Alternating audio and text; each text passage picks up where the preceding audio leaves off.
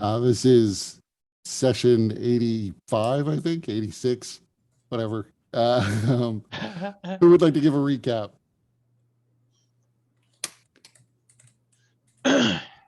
Well, we started last session with the door having been opened thanks to Zarius using stone shape to just have us there, and Temple One was staring at us. We were staring at Temple One, and then shit got awkward, and then things started happening, and we engaged in a prolonged fight with Temple One, who had the those armor things. I forget what they're called. Were they helmed horrors or what were they? Mechanically they were, but he Yeah. basically was just puppeting suits of armor to attack you. Yeah, so he sent a bunch of those after us. It was a pretty long out drawn out fight. I think T-Hole was on the ropes for a bit. Zarius was on the ropes for a bit. Clay was fine. He kept hiding behind his walls of illusion. But then as things started getting sticky for Temple One, eventually he abandoned his power suit armor and started running off, at which point Clave stupidly broke the concentration on the spell that was briefing him to fly and watch his death up close and personal, but then he got away, having used that same stone shaped ability to close the gap behind him, and then Clave failed his intelligence check to dispel the effect, and so he got away. And now we're kind of discussing what our next moves are regarding whether or not we face off against Temple One and try and track him down, or if we forget him and go on to the Warmlands. Additionally, after everything happened, we did see that the city, was it Lucianum? Was that? Yep. So Lucianum was pretty much completely destroyed. Even the area that was supposed to be within the area of the sanctuary spell that they were supposedly using seems to have gone up in flames. So there's that, and that's kind of where I remember us being left off, in addition to leveling up. Right. That is pretty much it. You did come down the mountain a ways, like you traveled a distance before you stopped to rest. Presumably up, I don't know what your exact reasoning was. I assumed at the time it was because maybe Temple One comes back with more suits of armor, and so better not to be in that spot anymore. So yeah, Temple One disappeared essentially into the ruins of this fortress that the Atarans once had here, and you couldn't figure out exactly where he went. And it was unclear to me whether or not you were going to go back after him or you were just going to move on. You also brought with you his suit of armor that he was wearing. Uh, One of the reasons why maybe he wouldn't come back after you is that was most of his armor class right there was that suit of armor. So he is much easier to hit without it. But you now currently have that, and I was curious as to whether or not, because it is unusually heavy for a suit of plate armor, if you're taking that with you or what you're doing with that. It sounded from our email exchanges like you were more considering hiding or trying to destroy it, as Zarius doesn't really want it and nobody else is proficient in it.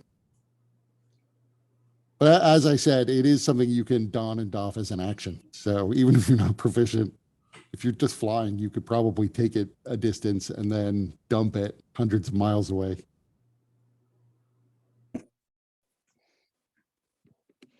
But you are currently, you are currently about to take a long rest at the base of this mountain or close to the base of the mountain. And it's still pretty late. It is probably about midnight.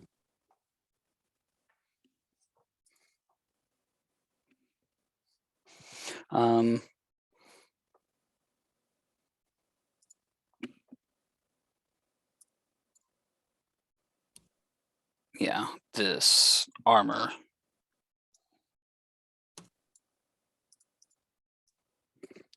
I do not wish to leave it here. We should do something with it. In the desert, I do not believe it would be useful to me. Then let's destroy it. How do you propose to do this?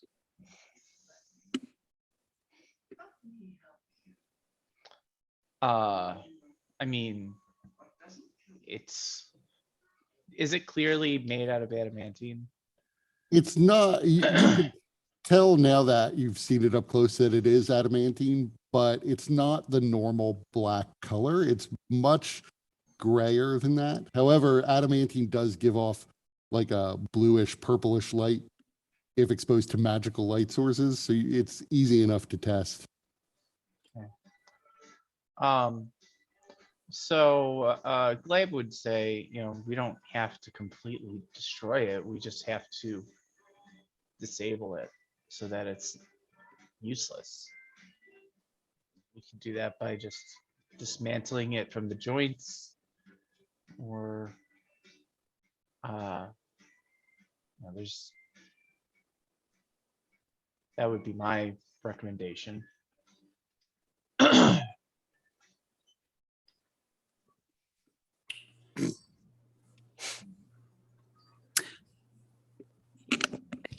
So like this armor, it's not like got any sort of like, Iron Man thing in the palm. It actually does have a crystal embedded in the palm, in the right palm at least, not in the left palm. It is unusual in its design. It's not just a series of interlinked plates. There are 2 layers of plates in it. And you realize there's some, like the added weight from it is because it's got these 2 layers of plates, and there are some materials in between the 2 layers of plates. So it is substantially thicker than you might expect from plate armor.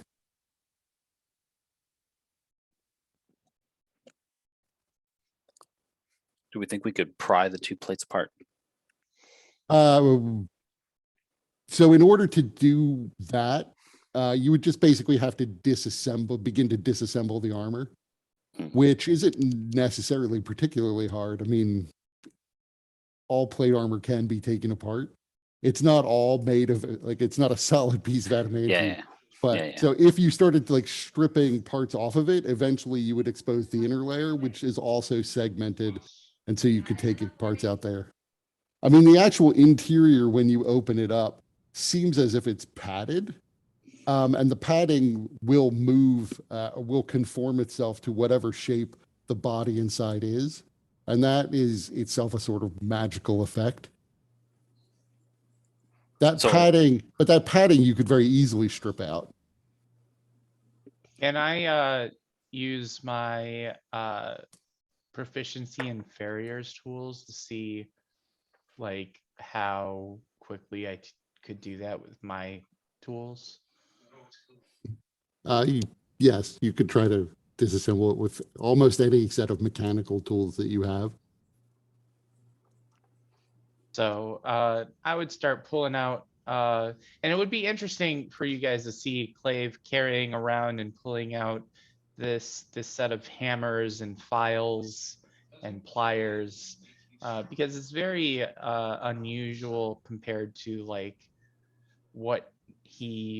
how he presents himself. He doesn't present himself as somebody that would be like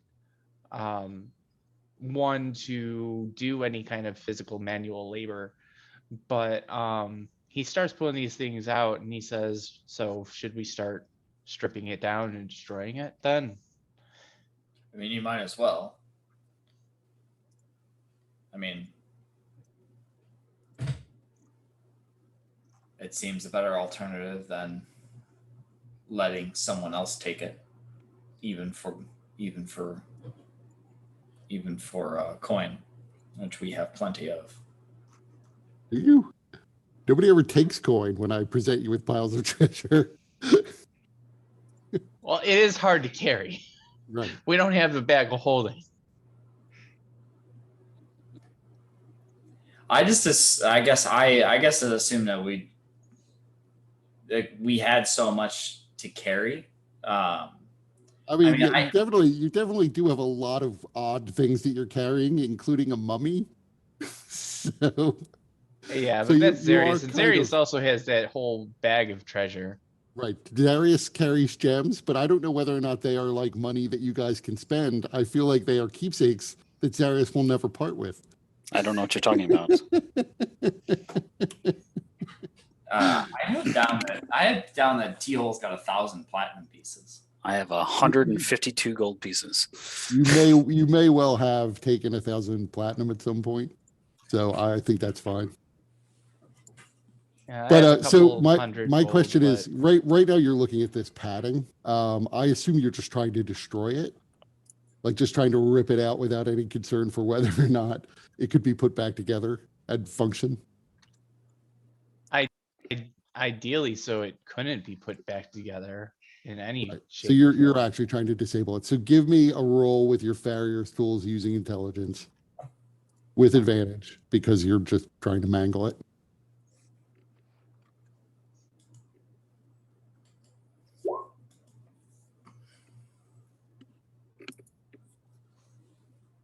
So yeah, you are certain once you've started to get it out, you've found ways to sort of more efficiently cut through it and get it out. And by the time it is out, you realize that it is trying to, even as you're cutting it, regenerate itself. But you are able to strip it out to the point where it is no longer attempting to regrow into its original shape inside the armor, which doesn't necessarily render the armor itself inoperable, but it will no longer be an easy one action to don or doff because it's no longer conforming itself to the individual person. You basically would have to insert padding at this point. So its other properties probably are still definitely intact, but the one action don doff is messed up now.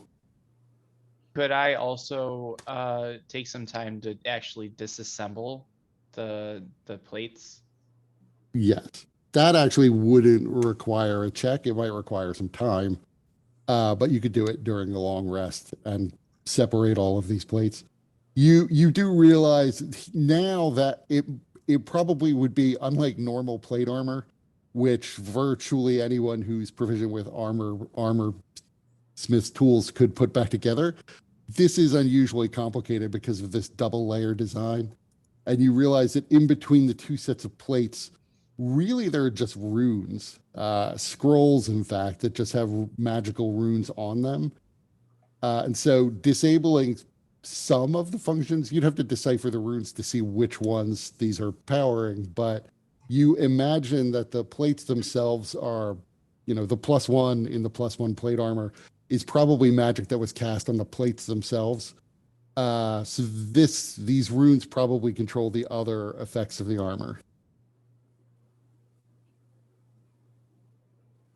Well, I would be taking my time and as necessary using comprehend languages and other spells to try and as efficiently and thoroughly break this armor down to be unusable as possible. Right. Once you disassemble it, it's easy enough to break the spells, the enchantments that are on it, by just destroying the runes. As the runes they're not like inscribed in the adamantine plates or anything. So that's pretty easy to do. The plates are still, it's still a suit of magical +1 plate armor, but that's about the only property left. I know it'd have to be reassembled at that.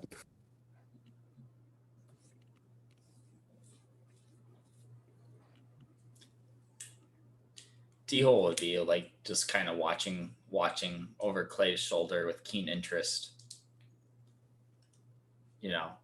Watching ancient armor get destroyed. I wanted to bury it so that Kurt's next campaign could find it.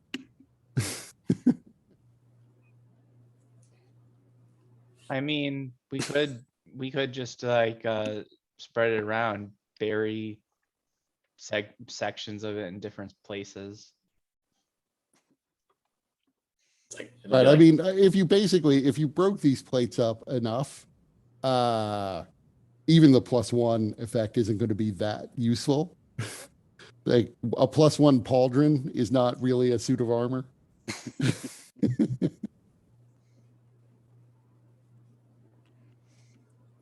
Make people have to search for the pieces. Right. I mean, and the interior lining of the armor it doesn't necessarily seem itself to be magical. It was very well made for its time, but it doesn't seem to have been separately enchanted. So you would really just have to take, it's about 60 pounds of adamantine you would have to plant around the world.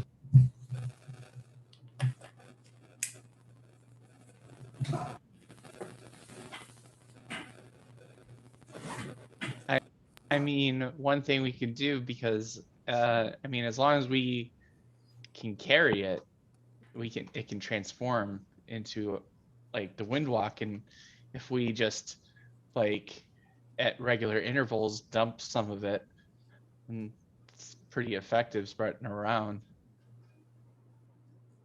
We don't even need to take the whole thing, just like maybe half of it, and leave half of it just here. That makes sense. I imagine you just leave it with a little "fuck you" Temple One note. We're scattering your armor around the world.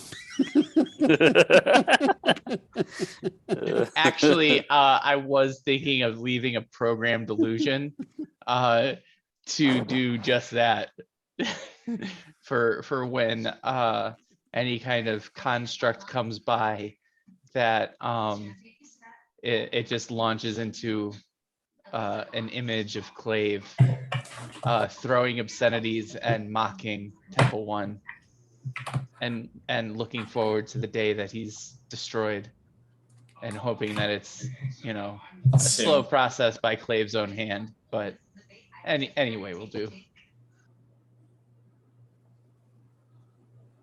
So you've effectively destroyed the armor. I assume if Zarius can't carry it himself, that you'll just spread the armor around amongst you so that you can deposit it at different locations as you travel. So what are you guys doing next? We still need to do our long rest.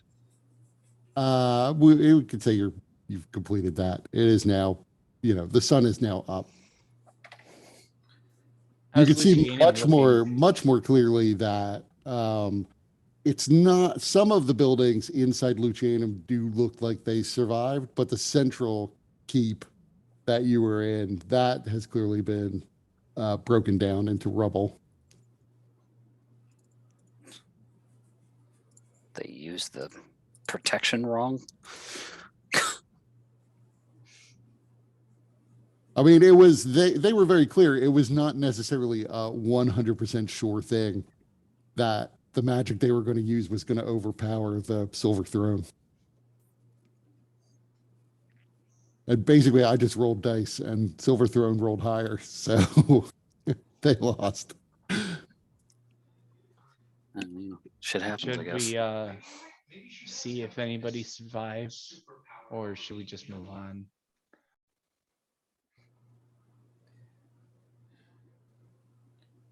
I mean, you could gather if they survived, they weren't in the keep, or they got out of the keep before it got to this stage, because it is essentially gone. I mean, I guess there could be somebody trapped under the rubble.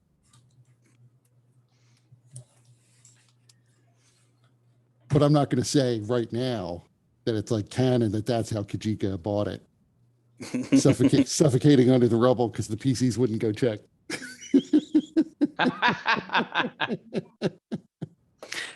I think he's down there dying, and it's like, that motherfucker, he could see it right now, and he's not going to come down here. we could check it out, though. At this point, I do not believe it is necessary. I'm sort of in agreement with you, Zarius.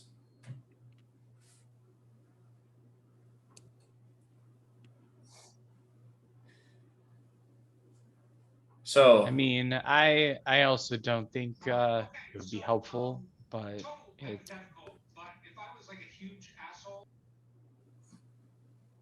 I don't know.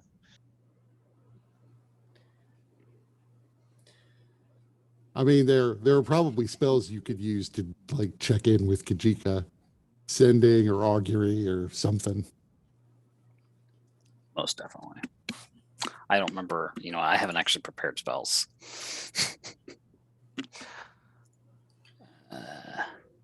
So to the Wormlands then.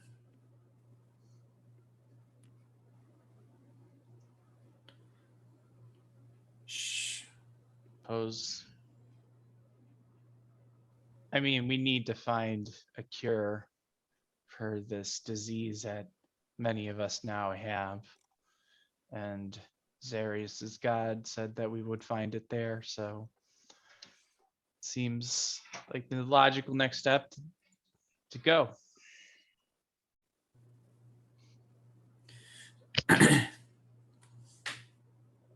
So what route would you take to get there?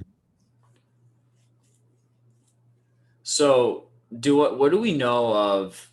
So if we did like a beeline, more or less so like if we went over the timbrels, like do we know anything about the timbrels of like whether that's like a place that would be relatively like fine to pass over in our cloud form, or is there like any So most places are probably fine for you to pass over them in your cloud form, at least until you get to the desert. There's always a chance when you're flying around in cloud form that if something can see you coming, that they could take shots at you. So presumably you'd want to fly really high. Then there's a chance that maybe some flying creature would see you, but you could easily you could fly faster than almost anything. So the timbrels themselves are not necessarily very dangerous. It is a very prominent woodland area. There might be, like, certainly there would be rumors of all kinds of things living in that forest because it's that big. It is an ideal spot for a green dragon to have their lair because it's so big and easy for a green dragon to hide there. There's some marshy areas of it where, a black dragon could live. Again, they'd not be fast enough to fly after you if they didn't see you coming.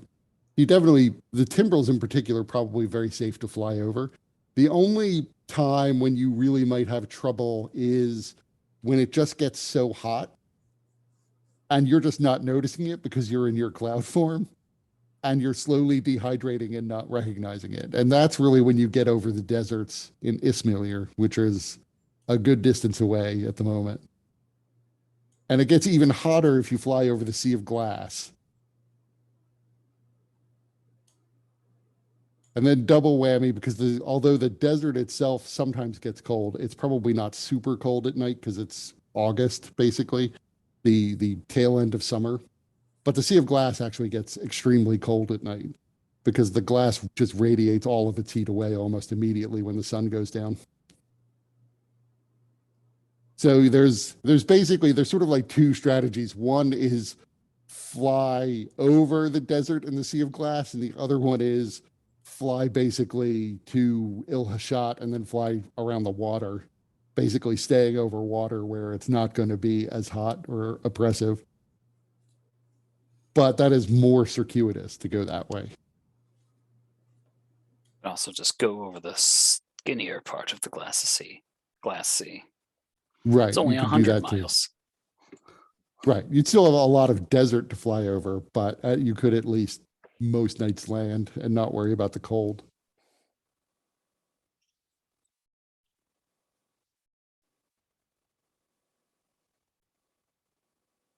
That's why I was saying I don't know what route you're going to take, and it will sort of affect the risks that you take. The desert, it'll be much easier though for anybody to see you coming because there's not a whole lot of clouds to begin with. And at least in the Sea of Glass, there's a surprising number of flying creatures.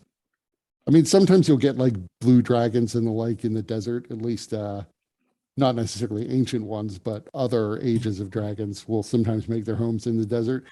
But the Sea of Glass does have a lot of elementals, and most of them, air elementals and fire elementals, have some ability to fly. Will they be hostile is a different question. I feel like I'm partial to taking the circuit. Like we're not on our any.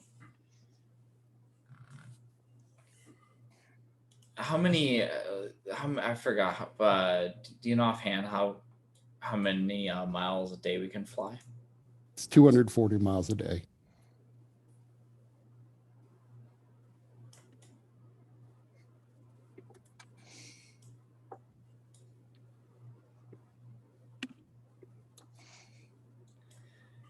I mean, I think we'd basically spend an extra day, maybe two, by flying over the ocean. I don't think our timetables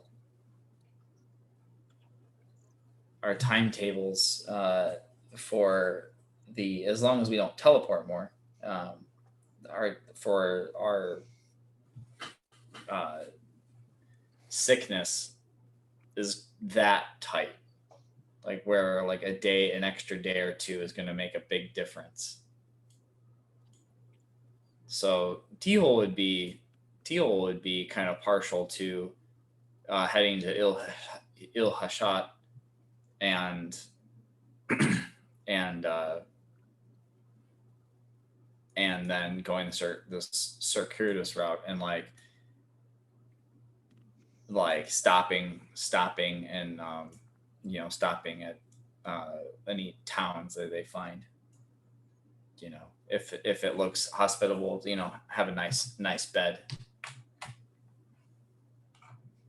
Yeah, I mean, I imagine this is probably going to be an instance of like a skill challenge for this type of trip, or I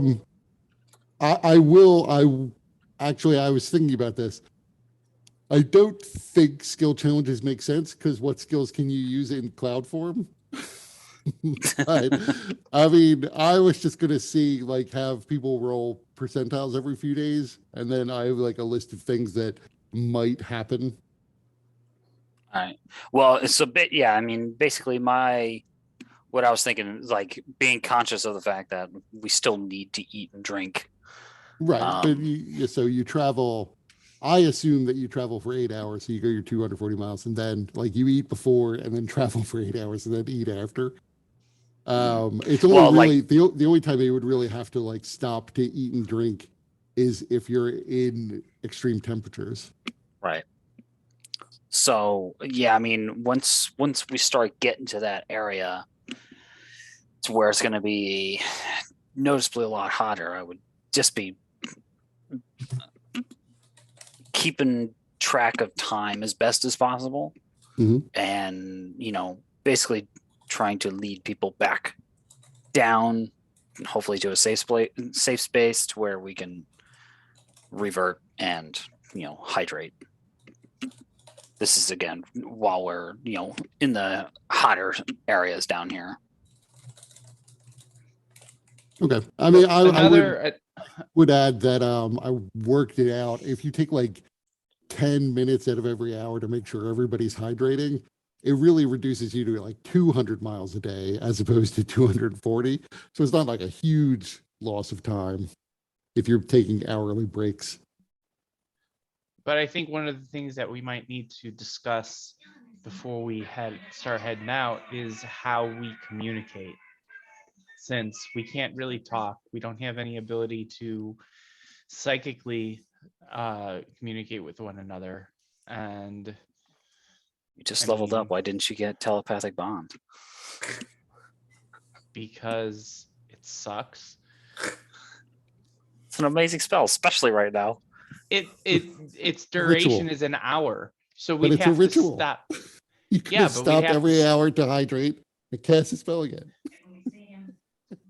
Yeah, I So thought good. it was more interesting for other spells. So It's such a good spell. Aurelia could have taken it too. Why don't you yell at her? Because you're the wizard. Aurelia has been through enough. Aurelia doesn't need to be subjected to our idiot minds.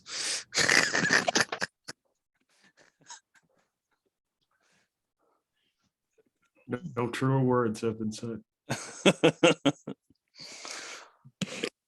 Yeah, no, that is a fair point. How do you communicate since you don't want to, like, one of you decide it's time to land?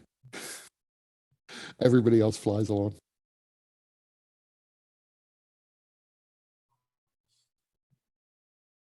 Um, I mean, I do assume you can easily see one another in this form, so at least you would see if somebody is descending. Especially, I assume, just because it's what I would do, but it's up to you, that you would fly pretty high to like stay out of like bow range in case somebody does notice the clouds moving weirdly. So Yeah, I- one thing that I'm wondering, because you know, we're gonna have to take temperature into check, weather into check, our biological needs into check.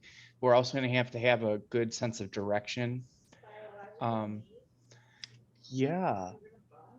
No, that's not what? Anyways, so since Clave has keen mind, that seems like something that would be something he could track in terms of direction as well as like time and things like that. Unless somebody else has a better idea. I mean, Clave would rather have Zarius lead the way since this is his domain, or at least will be his domain once we get there. But yeah.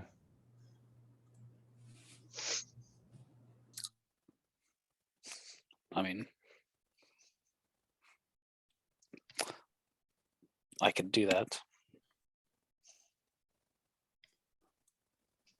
There's Right. no If reason. you take the route along the coast, temperature probably most of the time won't be such a big issue because it is cooler along the coastline. Could be because I am going to be rolling weather as you go. You could get a bad roll, but it's less likely. And you would I'd- probably notice it at the start of the day if it feels like it's going to be a hot day.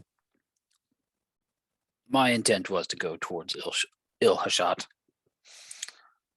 That does make it less likely, or you're going to have heat related problems. yes, I would rather do that and avoid the desert as much as possible. To Il-Hashat, then go along the coast. I think Clave has to pee.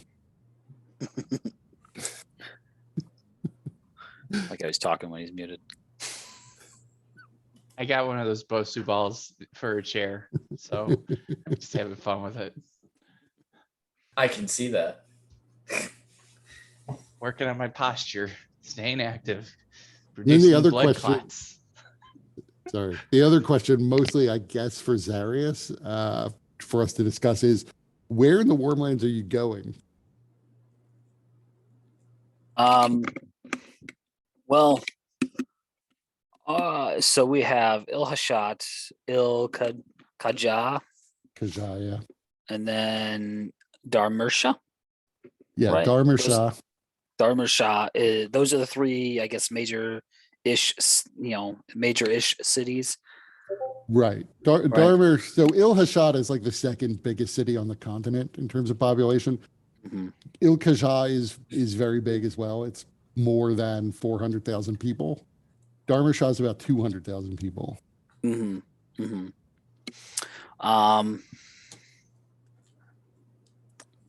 Presumably, one of these might have some kind of.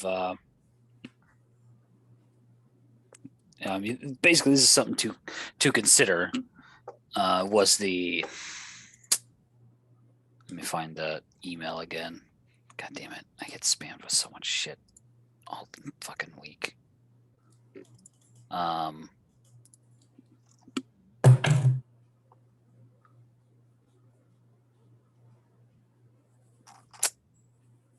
Bastard. The lost city, basically. Right. Right. Our best chances of finding something like that would be to research it. I mean, I would say it's been pretty well researched, and nobody has found it. People have gone looking for it because it's supposed to potentially. There are all sorts of rumors about the treasures it may contain. All that's really known about it, like the legends say, it used to be in the middle of a river on an island made of limestone. And then that river was magically created by one of the gods, one of your pantheon's gods. But eventually the river dried up, the city fell into the sands, into sinkholes. But that river supposedly linked up with, according to the legends, the Red Nalome River. Where, though, nobody knows. And there are all sorts of ancient ruins in the desert that would be known, but nobody has actually found Dohat Bashar, the lost city. Okay. And there are also people who think that it actually didn't join up with the Red Nalome, that it actually joined up with the Nahal to the north, because that's how archaeologists work. They just disagree with one another. That's how you get published. So the actual location isn't something you're going to be able to research to find. Sure. You probably, if there is a resource, nobody knows what it is. I'm gonna guess it's right here. It's in here. So there you go. That's where you go, right there. Where I'd be freaking out right now if that was it.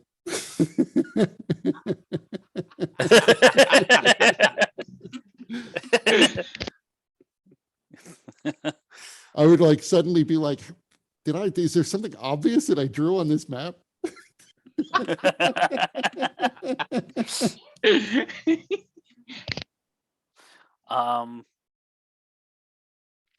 Where, just so that I kind of know, would I find, or where would I go in order to sort of contest or claim my sultandom? So that would be Thebas, the capital of the Warmlands is Thebas. Okay. I mean, that said, you know from Kepri that the land was taken over by some sort of demon. Right. According to Kepri, the demon was building like a burial chamber, a pyramid, basically. All of the pyramids, at least all of the ones, the modern ones that you'd probably be very familiar with, they're at Akados, which is in the south. That is the burial place of the sultans. Okay. So, if the goal is to kill the demon might be at Akados. But Thebas is traditionally the capital where the Sultan sits. I mean, that is one of the things you probably would realize is you don't necessarily know what the overall political situation is there right now. Like, Yeah. is everyone enslaved? Is there any sort of resistance? What generally is going on moment to moment, day to day? So you may want to visit the largest city is Saqqara. You may want to go to one of the cities though, just to gather intelligence on what's going on. Yeah. Figure out Well, I mean, where these demons or demon is. I mean, presumably they would have some information about that at Dharma Shah too, right? Right. So Dharma Shah is not. They're not actually enemies of the Warmlands. Historically, there was a lot of conflict between them, but then Dharma Shah built this enormous wall, which both, protected them from the Warmlands as they saw it, but also kind of ended their ability to make incursions into the Warmlands. So the wall was probably a good idea overall. And now there is regular trade, or at least there was last time you were there, regular trade between the two. And there is a small community, like 3,000 or so Dragonborn that live in Dharma Shah. Okay. Although Yeah. they kind of live in a ghetto with other unclean sorts. Right. Then Sakara, it sounds like a better option. Just so we can get some bearing on what's going on there. Right, and that is where it comes down to. Sakara is a better option if everyone's not a mindless slave of this demon. Sure. Who knows? Who knows who's left in Sakara? I mean, sure. I mean, it could just be that maybe time dictates that we stop at Dharma Shah first. So, I mean, we'll just kind of go wherever we can. Right. So The Dharma goal Shah, being, Sakara, and then we can work our way through that at least. Dharma Shah definitely, if you take the coastal route and then go up the river, would be the first major city you would come to after Ilkajah. Right. So, that said, it's like not that far as the cloud flies between Dharma Shah and Sakara. Yeah. I think we That's should, within a day. I think we should take the coastal route and head to Dharma Shah and then down to Sakara. That plan sounds good to me. And then we were told something about where Mordenkainen might be hiding out down here, disguising himself, right? Right. Well, he had at some point taken on the form of Rary and was pretending to be Rary. Because Rary was once upon a time the ruler of the Brightlands. The Brightlands you would know it mostly as nomads. Like it's not so much like a unified kingdom as such, but mostly it's a nuisance because the Brightlands is filled with undead, like, and at times, and what could only be called hordes of undead will just cross the border into the Warmlands, somehow find their way across the river, and you'll have to fight them back into the Brightlands. And the many thousands of undead that cross the border every year, where within the Brightlands they're coming from, nobody really knows. A lot of people think they're just coming off of the Sea of Glass. A lot of people don't. But all the cities that are known in the Brightlands are basically in at this point. I would add the one thing I just didn't think about is you would actually know Darhat as a functioning city as well. I have it marked as ruins here. Spoiler, it's been destroyed. But it is basically just like a port on the Sea of Glass that people will sometimes transport goods through. Because there's like is that one of aren't there like gnomes or some shit out here too? Right. So the gnomes have a kingdom basically way off to the west. But they also, gnomes, if you read my little racial house rule thing, gnomes are just fire resistant by nature. At least they're resistant to high heat. So they sail on the Sea of Glass all the time on their little gnome glass skiffs that skate along the surface. Right. So yeah, there will be, disproportionately to what you've seen so far, probably more gnomes anywhere you go, just because they tend to travel around the deserts more. Although in the Warmlands, it's mostly Dragonborn. Right.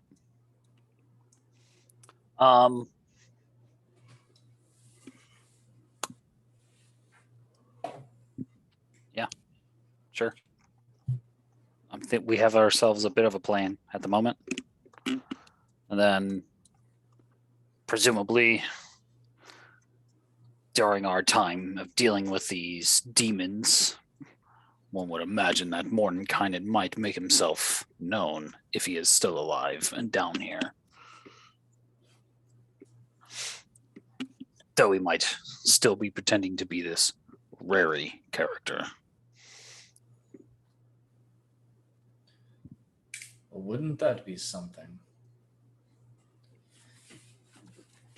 Does Aurelia have anything to add with all this talk of Mordenkainen?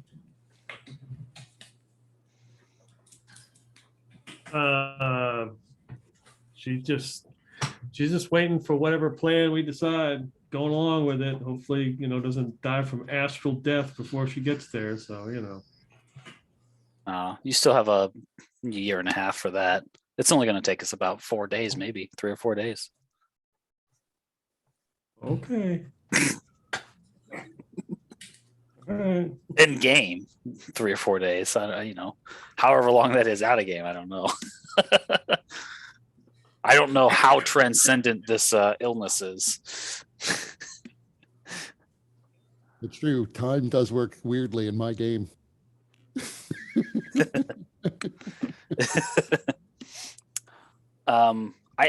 I had a random question I forgot about about that illness. Mhm. Because I know, like, even after death, that sort of growth kind of stays, right? It's still there, being capable of infecting others, right? Mhm. What if the body is like obliterated and So then that is- true resurrection is made? So in that case, well, so I guess I don't know that the book would have said what happens if someone disintegrates the body completely and then truly resurrects somebody. Or That reforms might- a new body, right? So Right. If you're reforming a new body, that sounds like the sort of thing that might cure the illness. all right, guys, we got ourselves another alternative. Isn't that where the clone spell may come in useful? Right. A clone spell might also be another way of doing that. Maybe. But if it is clear that if you even if you disintegrated the body, assuming the disease doesn't move to the new body, either the clone or the truly resurrected body, the disease would still sort of radiate an infectious field where the body was disintegrated. Right. So it's not Presumably. right. It's still potentially creating a hazard, like an environmental hazard for somebody, but it probably would cure you, the individual infected person. Because they did find if you remove most of the organs and make someone undead, that could alleviate it too. Right. So it's a similar strategy to that. All right. So here we have ourselves an alternate plan. Right. We roll back So- time on your bodies. That's plan 1, right? That's the easy part. That's the easy one. Alternative. I get to a very high level and we probably have to steal a lot of diamonds, very valuable diamonds. And then we find a way to completely obliterate you. Put And- your ashes into a lead box, and then I resurrect you. Well, plan C would be next. Once I get 8th level spells, I just take clone, and we make clones for everyone. And then How You're much gonna does be in that the cost? desert. Good luck getting 1,500 gold pieces and lots of snow to make the clones. oh, you're thinking simulacrum. Simulacrum. Right, I'm thinking simulacrum. Clone, I just need a diamond worth 1,000 gold pieces and a vessel worth 2,000. So What's the vessel? The It vessel says- worth 2,000. okay, so it says Wild. A diamond worth 1,000 gold pieces and at least 1 cubic inch of flesh of the creature that is to be cloned, which the spell consumes, and a vessel worth at least 2,000 gold pieces that has a sealable lid and is large enough to hold the creature being cloned, such as a huge urn, coffin, mud-filled cyst in the ground, or crystal container filled with salt water. How do you make a 2,000 gold piece mud hole? You line it with rubies.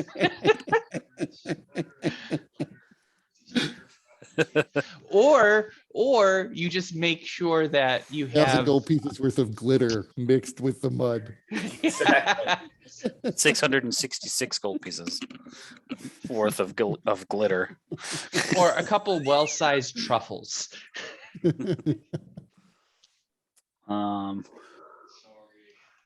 Yeah, you got to be careful with that cubic inch of flesh. Make sure it's Yeah. not an infected cube of flesh. Yeah. That would be bad. Then your No, I clan mean- also has it. One thing you didn't see any reference to in that book is like, what if you took all of these infected organs and spread them around? Like, does it create multiple locuses of this disease? There was nothing in there about that. But it seems likely that you could try to do something like that. And if you wanted to spread the disease. Excellent. So, so you do, so that is a theory. You could disintegrate a body and then truly resurrect them. Somebody would have to be the first guinea pig on that, of course, to see if it actually does work. I mean, at the I very would vote least, I just T-hole. resurrected you. How about a reincarnation? Also unclear. That is not one of the spells they tried because that's more of a druid thing. Yeah. We'll find us a druid, guys. Right. They did That not You is have. know, bodies, Aurelia but, has not been have so druids. excited to try this. stuff. Actually, I believe Aurelia can reincarnate people. I believe She- that's she's one of been the spells excited. in the horn. Well, there you go. Oh, that's true. That is in Peter the has horn. been dying to use that spell. Mostly on Zarius is my recollection. That would be actually hilarious if you showed up and claimed to be Sultan. But now you're like an orc. Right. I would just never claim. I would free my people and then leave. Another complication to remind people of is somebody in the Warmlands sent Dragonborn assassins after Sultan Zarius. Yeah, So- that's fine. We'll deal with that. And there was some communication with like I forget what he was exactly, like a former assistant or acolyte or something. Mhm. He was brainwashed, however. Yeah, very clearly. So he wasn't necessarily ready to rally to Sultan Zarius's flag.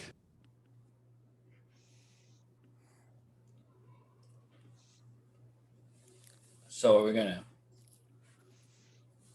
head to Hill Hashat then. Let us go. And I'll grab the beads, or I'll grab the staff and the beads as I sort of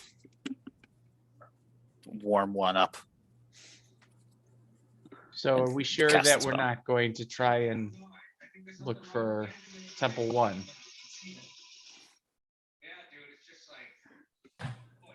I don't know what we would gain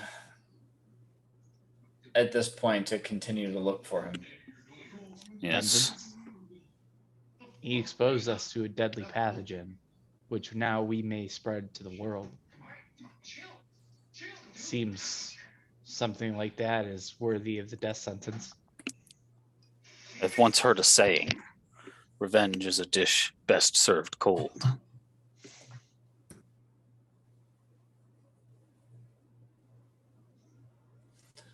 So you're saying we What do should you go mean by back that? and we should go back later. Yes. Means now is not the time. That is our one shot at 17th level.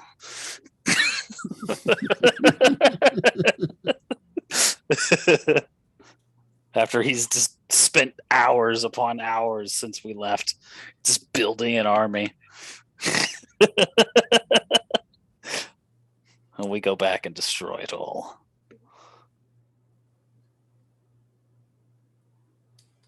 I forgive those who have harmed me in my past and peacefully detach from them.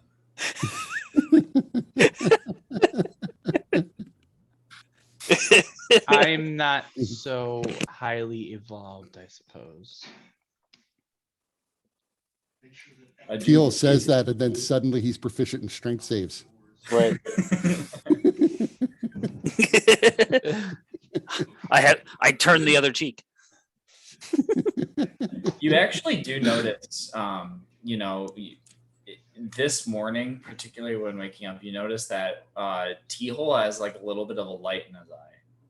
And it's not like, there's a glint in your father's eye, when you're about to be conceived. It's like, there's Wait, actually what? You're a father again? There's another question. Is this disease they have, can it be sexually transmitted? Depending, I guess, which sperm makes it. Guess we'll have to wait and see. Well, you're also assuming that, it's because, Clave can go either way. He maximum spreading. That might be what you're doing. I don't know.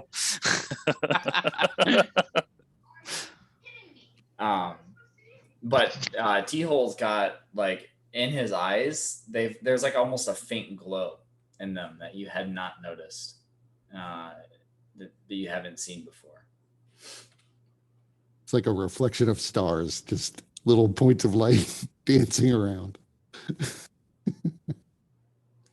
Pretty much. So does anyone else need to do anything before you start flying off? Shit, I was still preparing spells.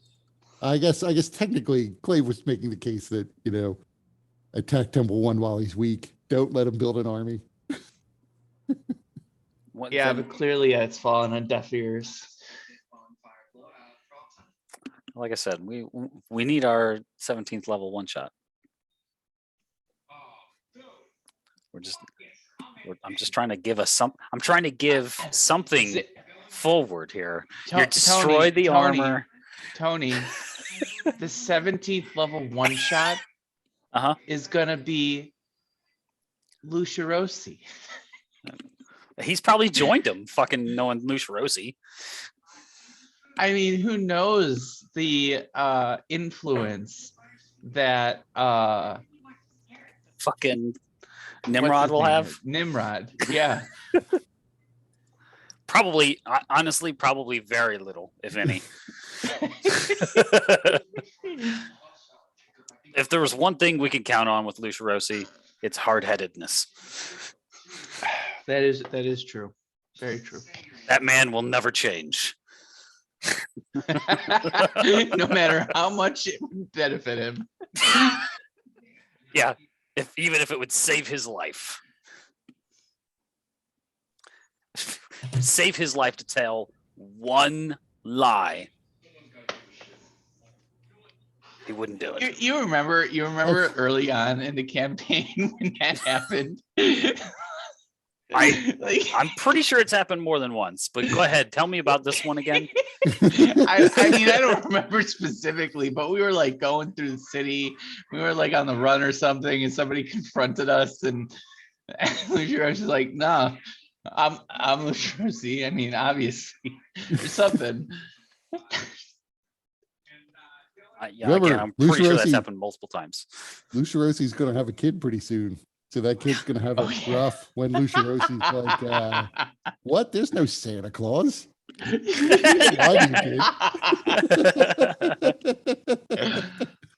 I want to know what that kid's going to look like.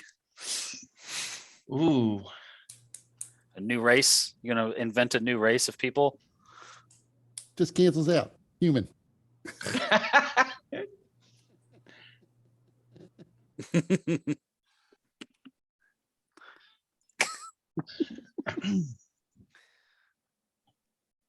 So somebody it's basically going to take you 2 days to get to Il Hashat from where you are now, because it's about 480 miles. Really conveniently, just about 480 miles. So somebody roll me a percentile die. I got it.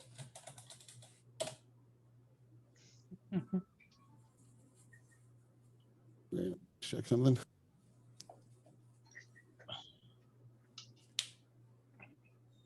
Okay, so As the morning rolls on, you begin flying towards the southeast in the general direction of Il-Hashat. You don't actually have like a formal map, but you do know the general direction from where Lucianum to Il-Hashat is.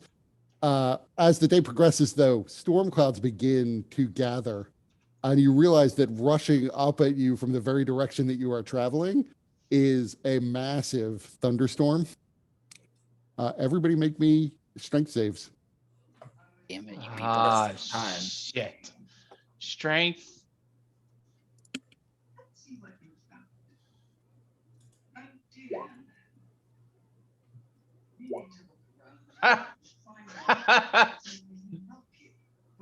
Oh, I have bless on. Wait, I shouldn't have bless on. So just 13. So, wait a minute, hold on a second. My character in D&D Beyond has a 14 strength for some reason. That's not right.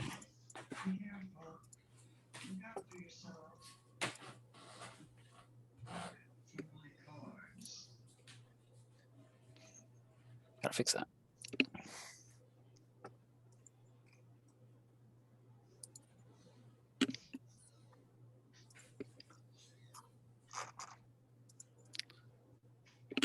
Strength saving throw? Yep.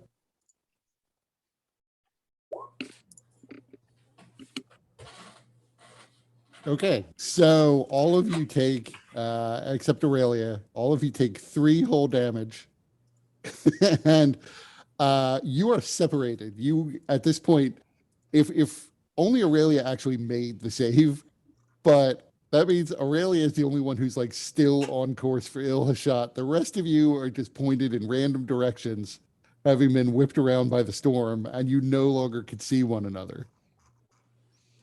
All right. Previously, we had a contingency. If we get separated, go straight down. Was there a contingency? Yep, I'm saying. Yep. Remember that time before we left? Apparently, we're going to Ocean's 11 this and just go back. I mean, it's fine with me if people want to descend. You're not going to see each other if you descend either because you're separated geographically now. By how much? I mean, you can guess. So the storm is still going on, but you can guess you have to be like within a couple miles of each other, but you've been dragged around by the storm for a while.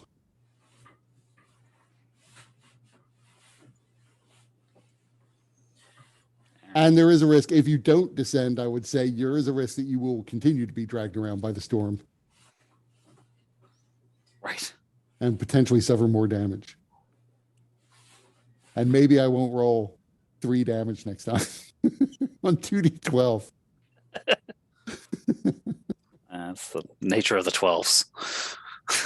So, does it look like they're like if T-hole descends, does it look like there's any sort of like rock outcropping or any sort of shelter that he could take or like? Actually, you are currently over the Timbrel Woods, so there's plenty of you could shelter under the trees. It's a fairly dense forest. The one thing I'm wondering is because with my keen mind, I always know which way is north. Would that be helpful to address any changes based on, the wind and stuff? So okay, so I'll tell you what, make me an investigation check.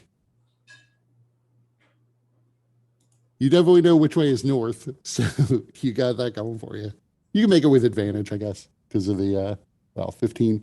Yeah, so you're pretty sure you still don't know which direction the party members are in. Right. You're pretty sure you know which direction Il-Hashat is in from where you are. Okay. Right, and it's still roughly southeast, but it is a slightly different direction than you were heading previously.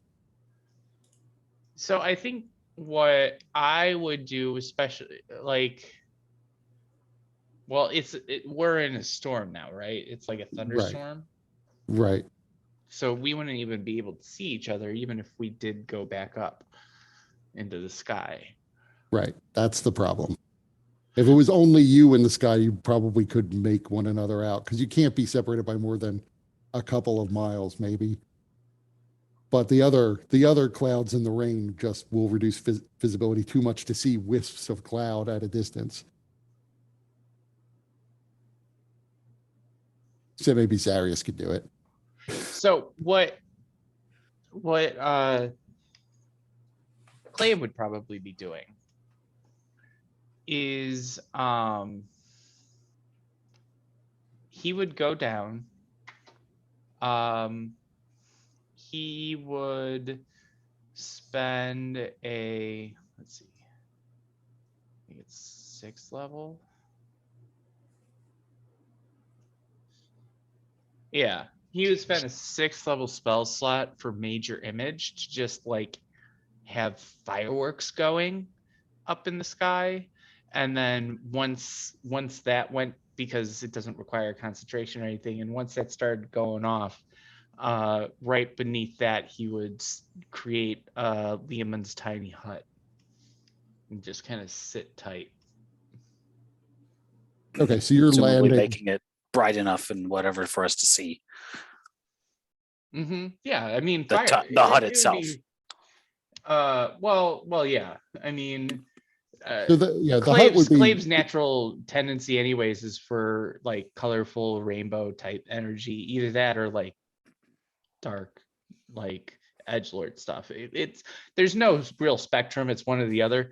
But so yeah, with the Leomund's tiny hut, he would make it colorful so it was easily seen from above. But then with the major image, I mean, it's a 20-foot cube, but I would be also, since I can use my action to kind of change where it is and everything like that, I would be like, while I'm in the hut, I'd be changing it so that's very obvious, like as wide of an area as possible and kind of pointing down to where Clave is.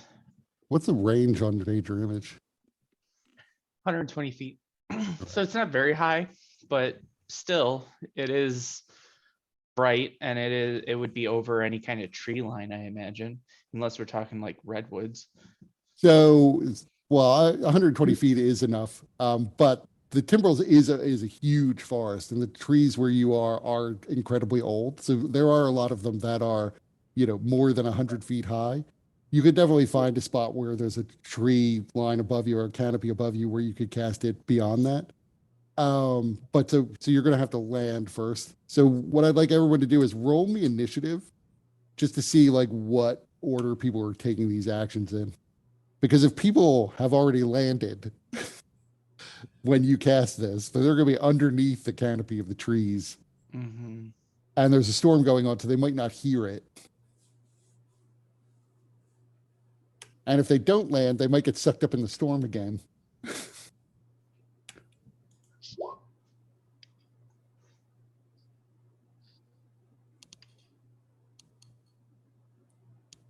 So I forgot I don't have your tokens on, so I just have to look. Okay, so good news is, Clave, you go first. So you do this and you cast your fireworks in the sky. So Aurelia, make me a perception check.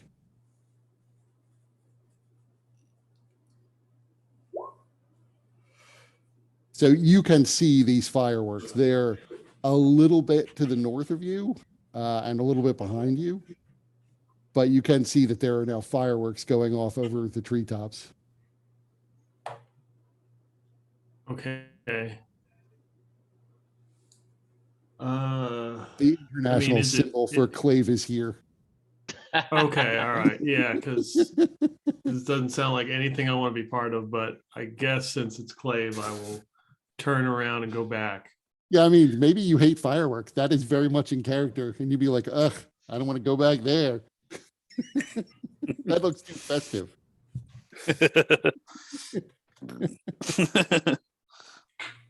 Somebody's too happy for this storm. Exactly. So, I mean, right. And you do get the sense that if you continue staying aloft, that, I've actually forgot you'd have to land and it'd take a minute. We're going to skip that part. But if you stay aloft, there's a risk that you'll be sucked up into the storm again. So are you going to go back and land where the fireworks were? Well, it does entice me being sucked into the storm, but I guess I'll return to the fireworks. So, and Well, when you would see beneath the fireworks, there's a hemispherical dome that is somewhat brightly colored. Does sound pass through the hut? I believe it does. It's not or Mordecai, it's private sanctum. So yeah, once you got there, you would hear Clave basically saying, Aurelia, over here. All right, so yeah, I will head in that direction. Okay. T-hole. Make me a perception check. Perception.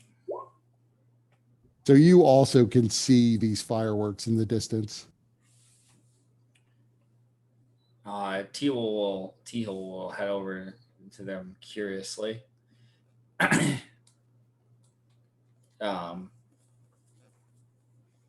And I suppose that I see like a chromatic hut. Yep. And so then I'll go down and like take a closer look at it. And would I know like what I know like that this is Clave's handiwork? I'd assume because it's chromatic, but we're in a strange land. I don't know who lives in the Timbrels. Like, I mean, once you were visible, you would hear Clave go, D-hole, over here. Clave? Yeah, get in. And he'll go in. Yeah, I'm just waiting. Like, will Clave signal to Zarius that they're in the hut? Could be your chance to get rid of Zarius. Nobody say anything. Just pretend you're not at home. So Zarius, make me a perception check.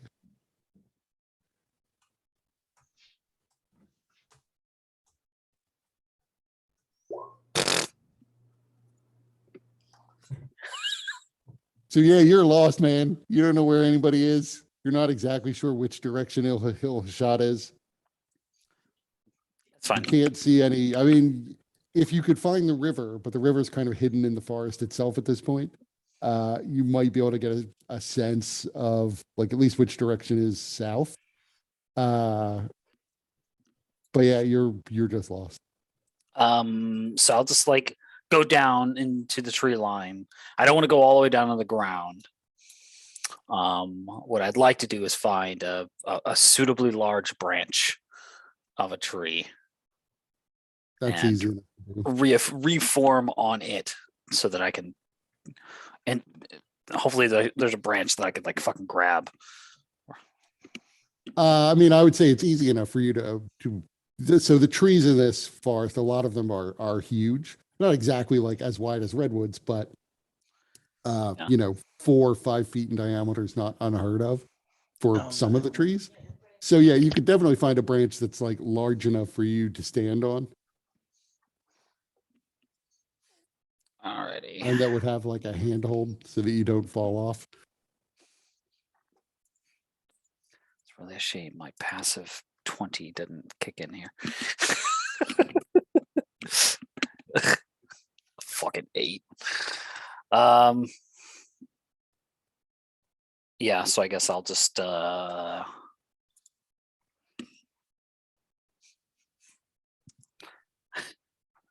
Who would I message?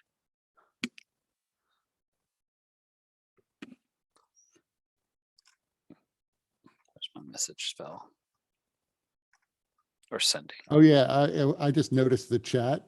Definitely, it is now canon that the offspring of a tiefling and an Aasimar is an assling.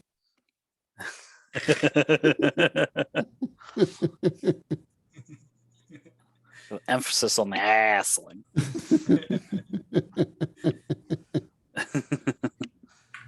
um,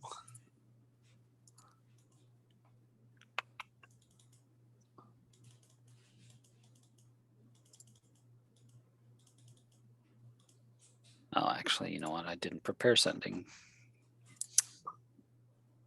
because we were all together.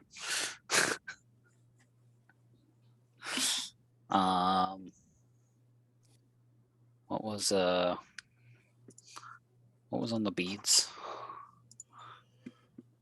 We got yeah. I didn't think there would be a sending there, but oh well. I don't have any big fancy spells like that. You have action points. I mean, this is a pretty temporary problem because obviously at some point you will figure out something, but Right. because you could, yeah, because the storm is going and you can't fly through the storm. Obviously you could probably intuit with your wisdom that they also must have landed and probably will wait the storm out. Right. How long that's going to take, don't know, but it could be that this is the end of your travels for the day. In which case you could prepare sending tomorrow. Right. But you'd have to survive a night on your own in the forest. That's not a problem. I guess. What about Kepri? Oh, I didn't even think about Kepri. So make me a strength save for Kepri to Well, see if she's she way takes weaker. that 3 damage. She's way weaker than I am, or than everybody.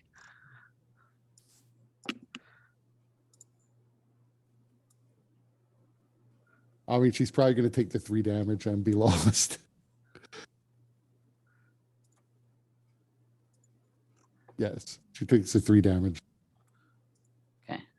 Oh well. I just hit the button. So I think she has 22 hit points. So she is. It says lost 20 18. on the sheet, I'm not. I don't have it open. I'm sure that's right. but I could telepathically speak with her Right. and probably potentially guide her to me. Or unless she sees the thing. Hey, how about that, huh? Do you mind? Perception? Fucking what the hell, man? All right. Fine.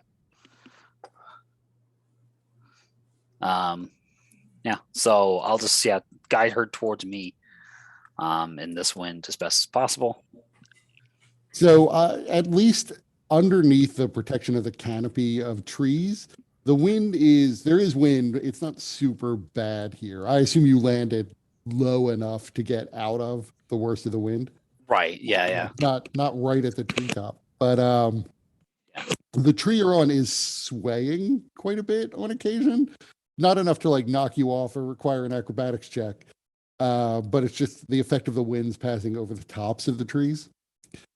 It's probably going to take some time for you to direct Kepri to where you are, but you can do it without necessarily making a check. Okay. So, and if you want to, you can move and just sort of actively try to guide Kepri as you go. She's able to stay invisible no matter what. Right. So it's not so much that she's at risk. You don't necessarily know what lives in these woods either. I'm not sure that your character would have ever been anywhere in the vicinity of the Timbrels. So you wouldn't even necessarily know what legends there are. How many green dragons live in these woods? Who knows?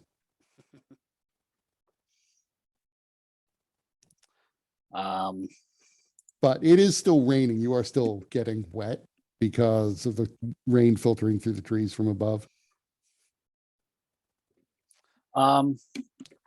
Is there by chance a big enough, like a fairly large boulder or some sort of rock face nearby, or something that I've seen on my descent? Well, so all of the ground features, while you're descending, all of the ground features are obscured. Sure. You haven't really seen large rocks. It's just not a feature that you would generally see in these woods. There might be some somewhere, but not that you would have noticed. Darn. You know, you probably would have seen something like a stream, but you'd have to kind of go down below. Like most of this forest where you are is difficult terrain if you were walking along the ground, just because the foliage is so dense at the bottom. There might be rocks underneath that, but it's hard to make out. All right. Yeah, no, I was just looking. I figured maybe there'd be occasion to hide out with my meld into stone spell. But not yet, apparently. Maybe one day. Right. I mean, for the moment, you seem to be pretty safe on your perch. It lasts for 8 hours, but I do have to concentrate. I don't know how that would work. I probably can't concentrate on a spell if I fall asleep. What lasts for 8 hours? Windwalk? No, meld into stone. Oh, right. Yeah, it's interesting. I've never really thought of a great use for that spell. It's one of those spells like, okay, party, I'm just gonna meld into this stone here. Good luck. It's like Homer Simpson disappearing into the hedge. Yep. I have seen it used. The party was like, all right, scatter. In a game that I was running. And some of the characters are fast. This character was just a big half-orc cleric. He's like, I'm just gonna step into that. So, and like it doesn't say that you can't hear things. So he's just like listened out for people to go away before he came back out again. They could stand there for 8 hours, so like, all right, yeah, it works, I guess. Yeah, I mean that's the obvious use for the spell is to just duck out of a fight when you're otherwise potentially going to die. Yeah. But it's like, you know, it's not like super useful for like passing through stone walls or anything. So Right. it's like, do I want to prepare this? Am I going to want to duck out in the middle of a fight? Yeah. So, but at the moment, It could be used as an ambush thing. That's true. Surprise, motherfucker! I came out the wall. Never saw that coming. I guess I never actually thought about the fact that you can still hear what's going on outside of the rock Yeah. that you're hiding in. So yeah, that is a fair point. So, but you were up in your tree. I don't know where Mike is, but what are Aurelia and T-Hole doing? After, 10 minutes, you could be pretty sure I'm here. Okay, that Zarius is not getting there quite as quickly as the two of you did, at least. Nor He's Kepri. slow, so he'll take his time. I mean, He's I got a have to bad stay in leg. the hut in order to keep it active, which gives us protection from the rain. So Right.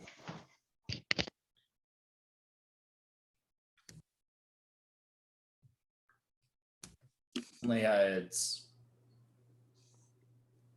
Zarius is the one that has all the messaging capabilities. It's not like we can message him. Yep. didn't prepare that today. So Teal is actively preparing to receive a message. it's like, yeah, I'm waiting.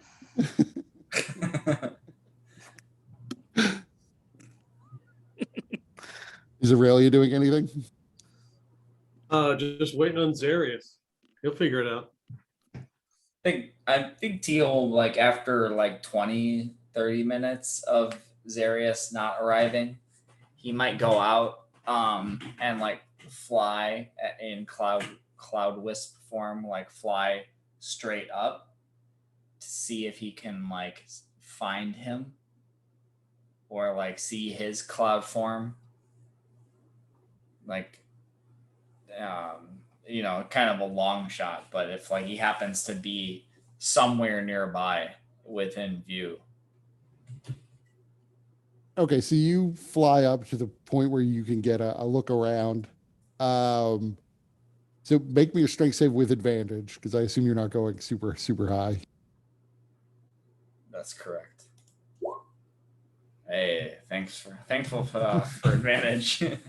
So above the treetops, you don't see him. You don't see anything that looks to be like the wisps of cloud you would expect, which would either have been Kepri or Zarius.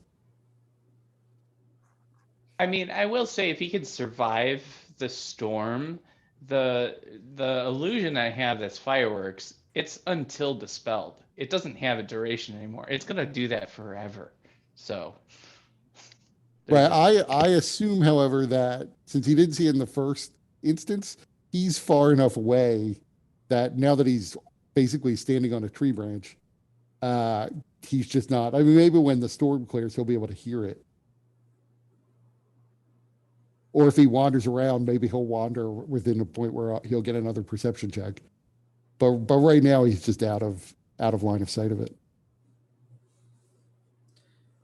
I don't plan to wander. Okay, we're bifurcating the campaign.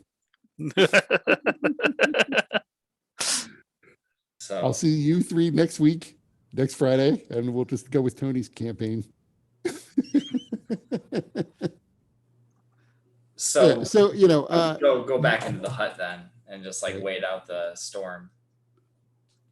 So you've been standing then, Zarius, on this tree branch for about an hour. Kepri has finally made it back to where you are. Okay. Excellent. So what is your plan?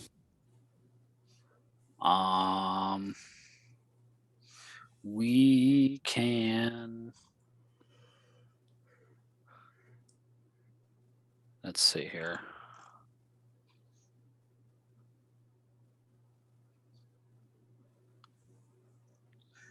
I mean, we're kind of stuck here. I mean, you I can don't- always transform and fly down. No, I'm not gonna do that. There's no reason for me to risk doing anything in the forests here, especially not when I, can't, during the storm and shit. I'm not gonna do that. So I can have Kepri perform, just in case somebody is watching or looking. Perform major image. Okay. What do you want to create a major image of? Me. Just like a bigger version just above the tree line. Okay. Gojira.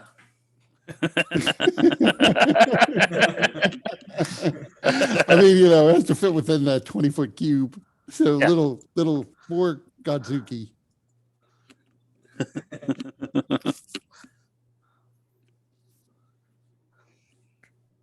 I think the name is Minra.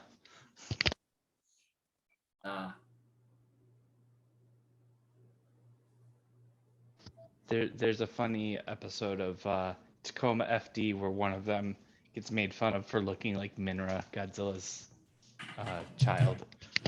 I mean, if anything, I'm Godzuki more like is from I'm the more like Godzilla cartoon. Oh, okay. Yeah, Godzilla has many children, I assume.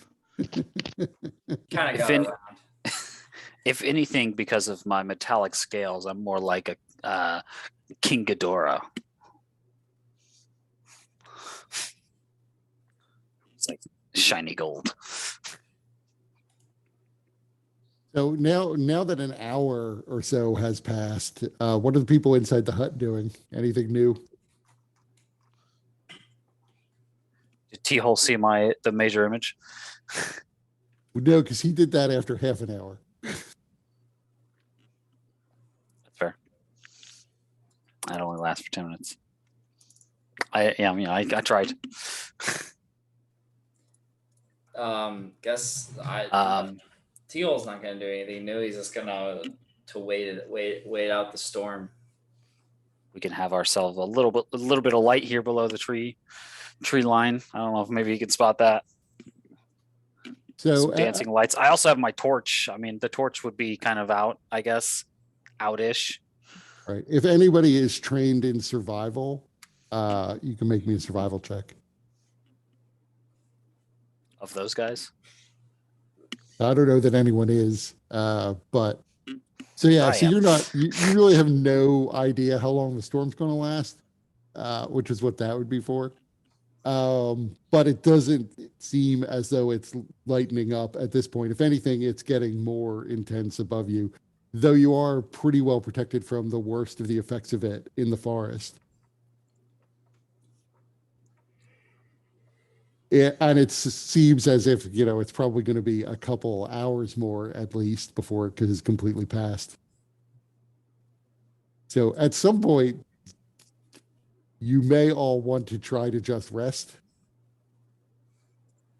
Except for Zarius, because you're in a tree branch. Harder to rest there. Yeah, I think after like an hour, Teal's just gonna start dozing. The good news is you guys have the tent, but Zarius has all the food. Since Kepri makes the food. I'm probably not going to just make food right now. Not right where you are. I have rations. I can use rations. And so somebody from the tiny hut group and Zarius both roll me a d12. I can do it.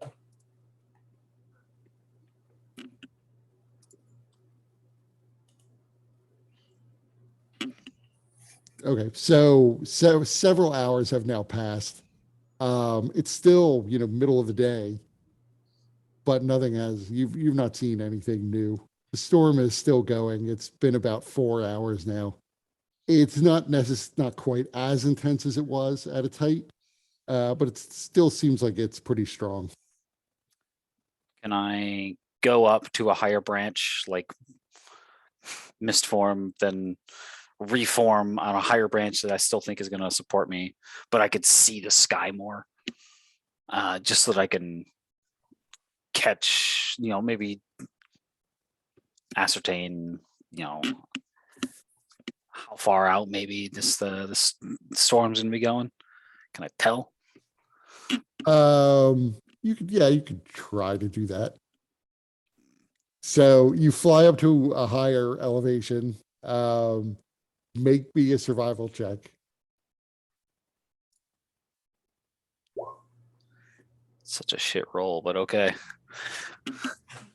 I mean, you would guess that the storm's probably got another 2 hours in it, and then it probably is going to be mostly past. It might still be raining after that, but the winds probably won't be as intense.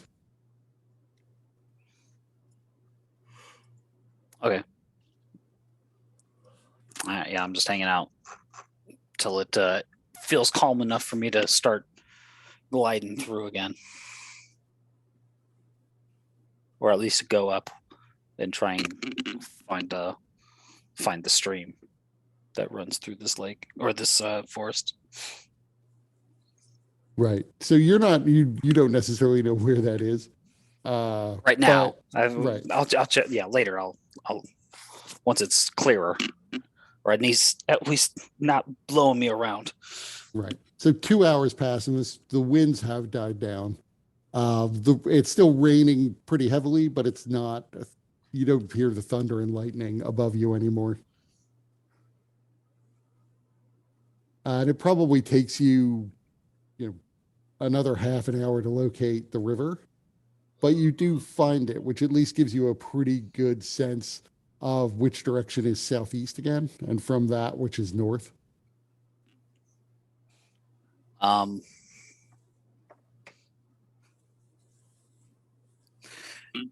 Then after that, because I don't know, it's probably going to be. Well, actually, I guess, so after the storm ends, make me another perception check. I mean, if the thing is still going off, maybe I'll see it. Right, that's what I'm thinking. Perception. It's better. All right, now this time, actually, as you come out of the clouds, you hear a faint sound of whistling and popping. And out to the east, you see just above the tree line, fireworks going off. I shall go and investigate. So it's about a mile and a half away. So you transform and fly over, and below the tree line, just below the fireworks, you see the brightly colored tiny hut. I would also like to point out that at various intervals, the fireworks do spell out the name Zarius. So. I'll misform straight into the bubble and then reform inside of it. Okay, Very presumptuous that I yeah, set that you let it in. the password to allow for clouds. I mean, go ahead. See what happens.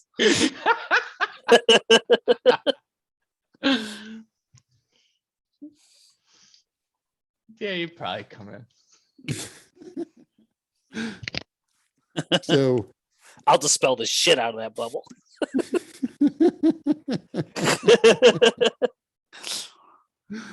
So yeah, to perhaps your mild surprise, you are able to fly through and into the bubble. And you are all back together again. You see the mist as it's approaching you, although it is at a very high speed, so it's like a blink of an eye. It shoots into the bubble. Two sets of mist, and it begins to form into Zarius and Kepri again. So at this point, it's about 4 in the afternoon. You got a couple hours of daylight left. The spell is mostly shot at this point. You have about another hour or so at most before you won't be able to mist away anymore. And you still have a couple hours on the tiny hut and the ability to reform it if needed. Do I think we could reach the edge of the forest? From what you saw, you probably can make it to the edge of the forest. I'll relay that then. I believe if we leave now, we could reach the edge of the forest. I mean, we might as well. Make the most of this time. Or why not? One more level, and that storm will not be a problem. As long as you prepare the right spell. Yeah. Why wouldn't I prepare that spell? That motherfucker's being prepared all the time. At any given moment, I could just say, no, I want rain now. Fuck your picnic. Damn kids playing on my lawn.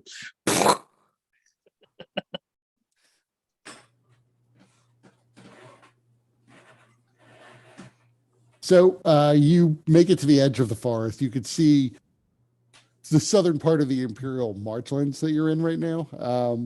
It is mostly farmland in front of you, although the area around the forest itself is pretty sparsely populated. In the distance, you could see the typical low stone walls that separate individual plots of land. But otherwise, you don't see anyone out, mostly because, or at least possibly because there is, the storm has just passed recently. So there's nobody that you could see even in the distance in their fields at this point.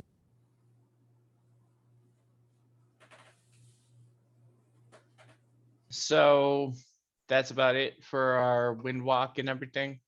Yep.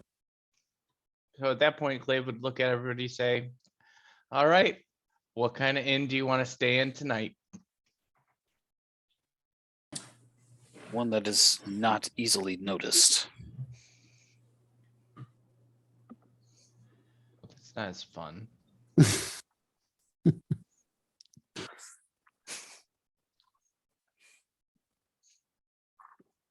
One with a comfortable bed. So Clay would start the casting of Mirage Arcane.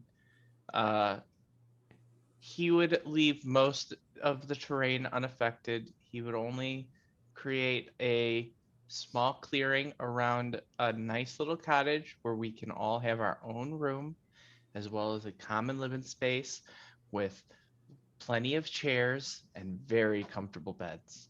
In fact, they're water beds. I sleep on the floor. You think this motherfucker can get onto one, let alone off of it? Well, you know, he would be amused by your frustration, but after a moment he would change it to one more preferable to your particulars. I'd like poke at it. And just start laying my shit on the floor. My own experience with waterbeds is was not great for my back. So everyone roll a con save to see if you feel your back's out. It's personal experience dictating this. The only experience I have of waterbeds, other than having an aunt or somebody that had one a long time ago when I was like 5, was from Nightmare on Elm Street 4, when that one guy died right at the beginning in a waterbed. Oh yeah. And the good news is Clave can reenact that scene with each of you tonight. Yes.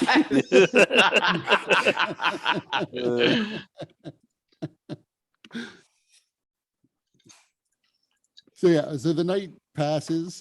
You wake up in the morning. Nothing seems to have disturbed the inn. No one came knocking. There are no patrons in the ground floor of the inn.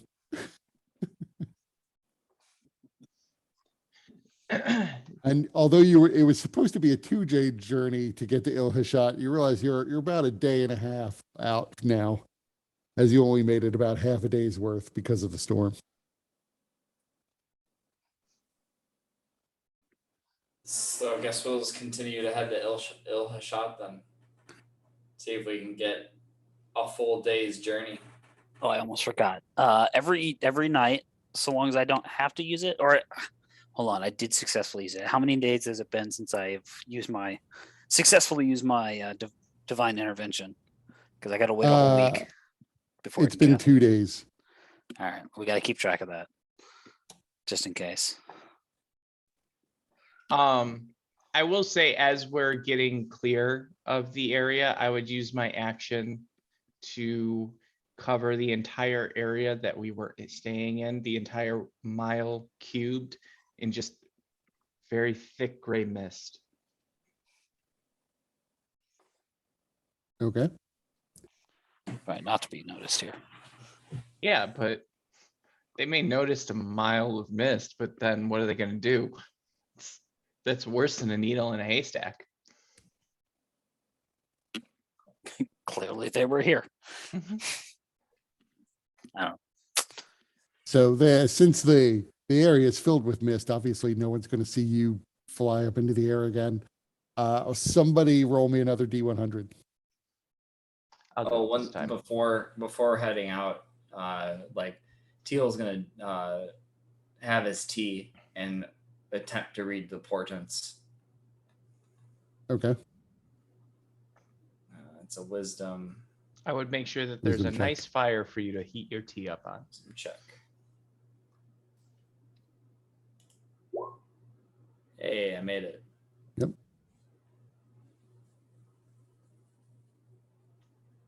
If someone roll a D100. All right, I got it.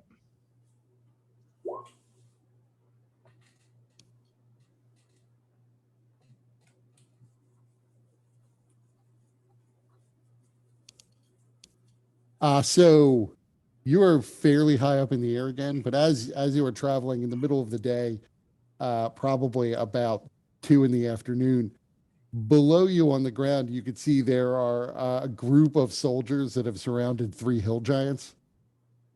It's not exactly clear that they're fighting at this point, but they seem to be in some sort of dispute. We tell where these soldiers are from. These are Imperial soldiers, or at least their armor is very similar from what you could see up here. Yeah, who You'd cares? have to get closer to see more detail than that. So just fly on. I'm not stopping. Is there anything that Clave might see that might pique his interest or be relevant in any way to make it worth stopping? I mean,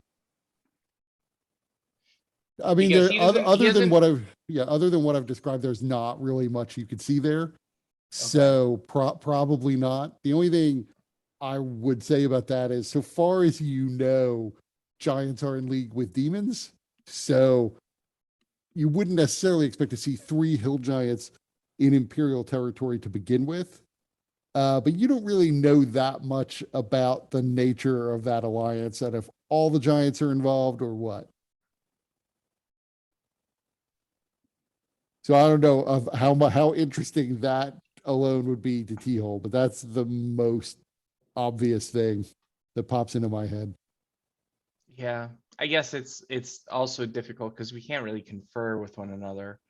So I don't think it would be enough for Clave to stop. Yeah, Teal will just keep going.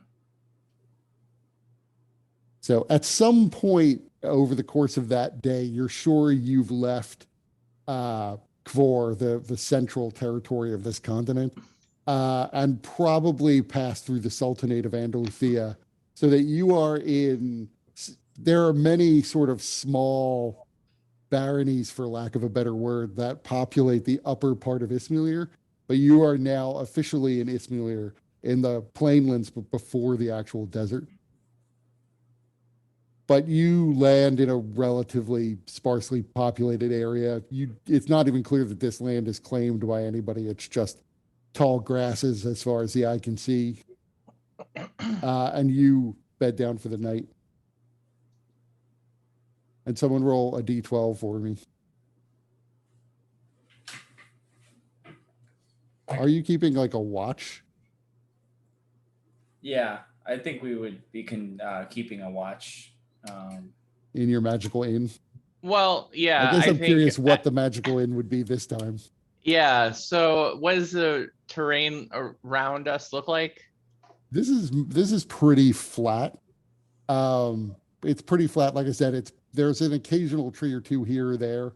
Occasionally you'll find a small hill, but it's mostly untended land filled with grass. Very tall grass, like a meter high grass.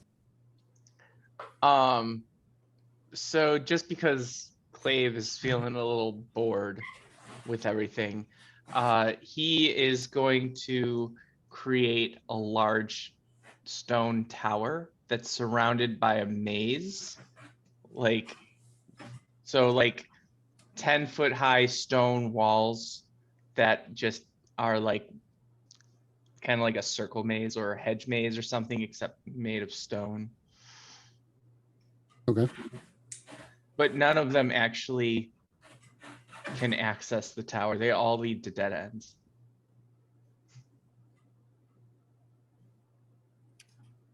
Okay, so given that, roll me 2d12s because it's much more likely something's going to be like, what the hell is that?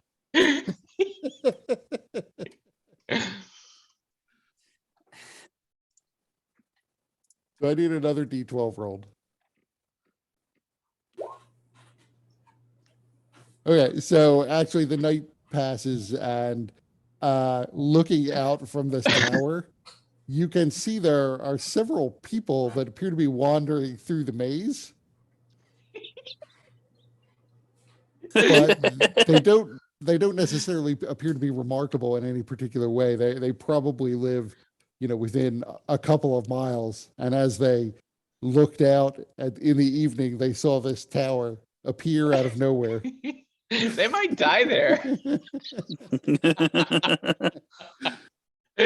Before you leave, you can close all the exits.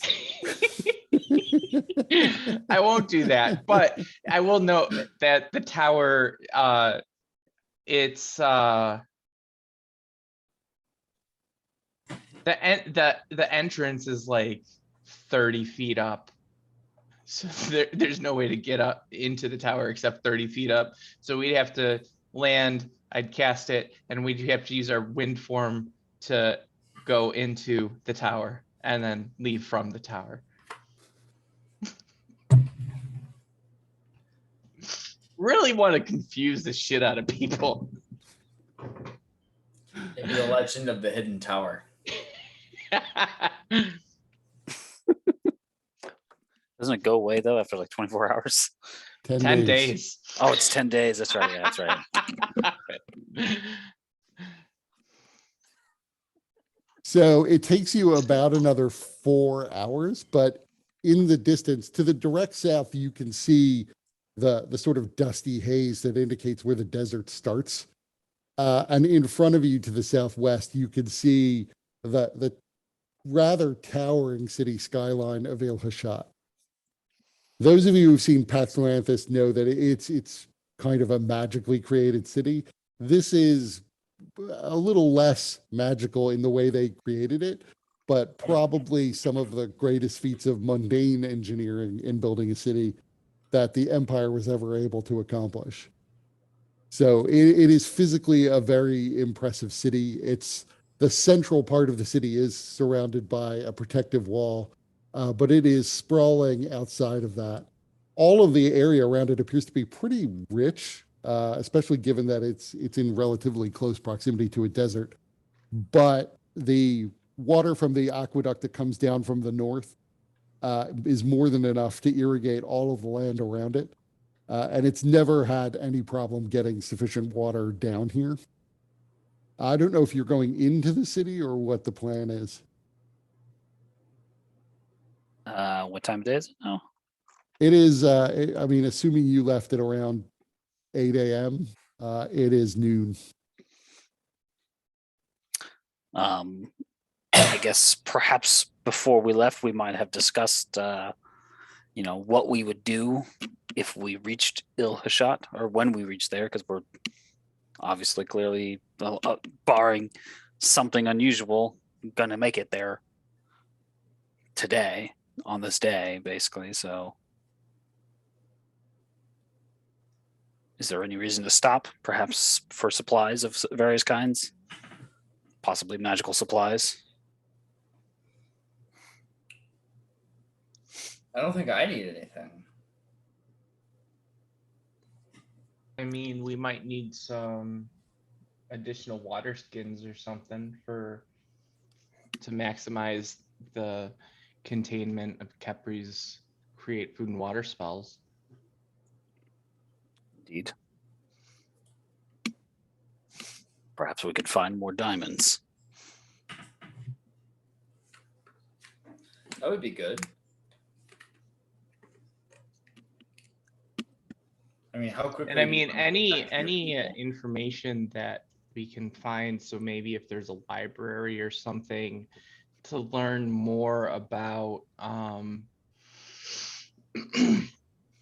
maybe not even necessarily old stuff. Like I think trying to get more information about the that sacred place that we're supposed to be heading to would be helpful, but also just to try and find more about the latest goings on. So if there's like a local journalist or newspaper or something in terms of being up to date on the latest goings on in the area. Well, the warm lands are still far south. Oh, where is it we're at? Alpha shot.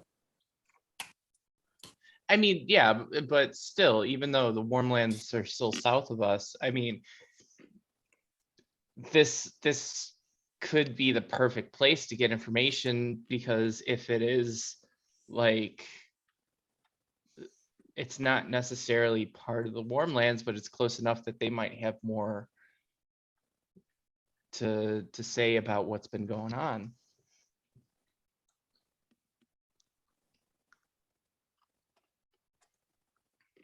Well, I do not believe we should linger very long in trying to gather that sort of intel from here. So by the way, you notice when you transform back, where I'm not sure exactly if you're going to do it within the city or outside the city. I mean, Zarius probably would know at least the humans who live in the South, the humanoids of the created races that live in the South tend to be even more superstitious than the people in the North. So, probably don't want to transform into smoke in front of them. They might take that the wrong way. I mean, if I knew that, I would make sure to transform, outside the city in a location where people aren't going to be watching us. yeah. Right. I would you would also start know flying down. So that you people would know. also know that they're not necessarily super welcoming to non-created races. Mhm. So they might not appreciate a dragonborn. Now, Clave can disguise you. Yeah, I would cast seeming and have us all appear as like dark-skinned, gold-eyed individuals that would fit more in with the locals. So if you want to, then it would be very easy for you to get into the city. You do still have another 4 hours on your wind walk. Right. I mean, at the very least, we need to get some water skins. And at the very most, we could get some information about what might be going on further south. The supply should be the primary goal here. And then, yes, of course, if we hear news, then listen. It will be likely clouded. What do you mean? They do not like my kind. Okay, so So it if will be there's some, biased. right, but if there's something going on that hurts your kind, they're probably going to be celebrating that fact. I would still take it with a grain of sand. I already know there was something hurting my kind. Right, but it's different knowing something is hurting it and also getting more information about specifically what it is. How about this? Why don't you guys go and get the water skins and I'll just walk around the city and see what I can hear and find. Well, I mean, if they're jerks to you, I'll just dimension door next to them. You have to bring them with you. Oh, I didn't think that were. I thought as long as they're casted around them. No, it's if they cast some sort of teleportation magic or are teleported when they're in your vicinity. Yeah, so grabbing them and teleporting them would be pretty good. Oh, okay. Haha, you're It sick would ruin. now. It would ruin the rest of their life. Yes. You're gonna die in a year. Have fun. Make it a good one. Would also Also, expedite you're your own infectious, process. so this might be the beginning of the plague. It would also speed your process. Oh, there's a win-win situation.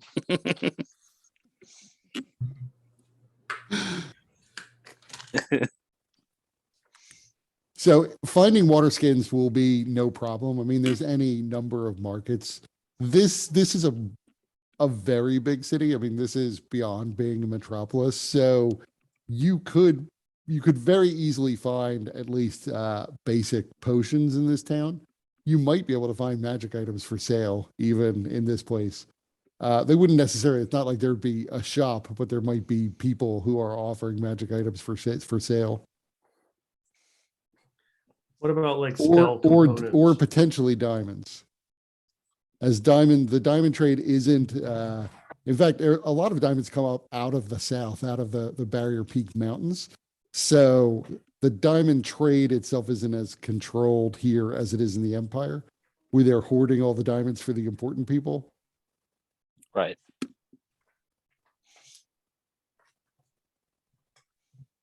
That was know- my thought. So first, Clave, I guess you're going and looking for like rumors of what's going on in the south. Well, if there's potions, I would not mind a couple of potions of greater healing. If those So are I to be mean, that found. is something you could readily find here. Excellent. So I would stop in the nearest shop that offers those things and see what else they might have. Let's see.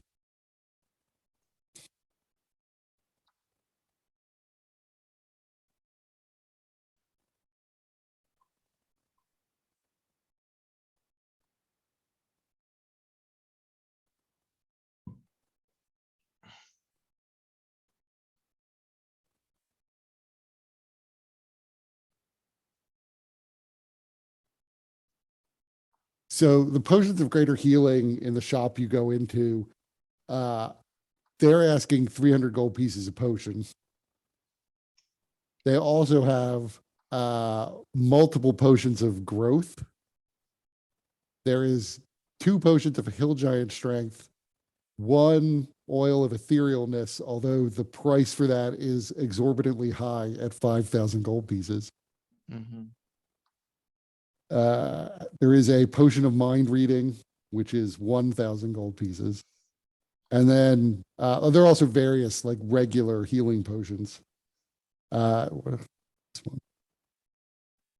Oh, and there is a potion of supreme healing, apparently, for 1,500 gold pieces. So having only about 200 gold pieces, I would probably then look more towards the potions of healing, unless these guys are open to haggling, and I can make some kind of persuasion check. You could try to make a persuasion check. Okay. Boom. Oh, nice. So they will reduce the price of the potion of greater healing to 150 per potion, as long as you buy at least 1 potion of healing for 50 gold. Done. I have 8 gold left, but sure, why not? It's not like I get many chances to spend them. So a potion of greater healing and a potion of healing. Right.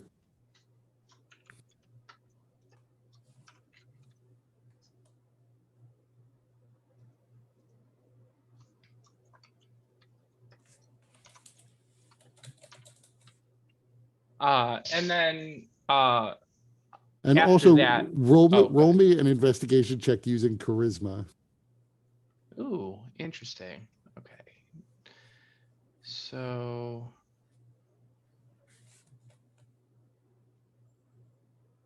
it will be this minus 2. 17.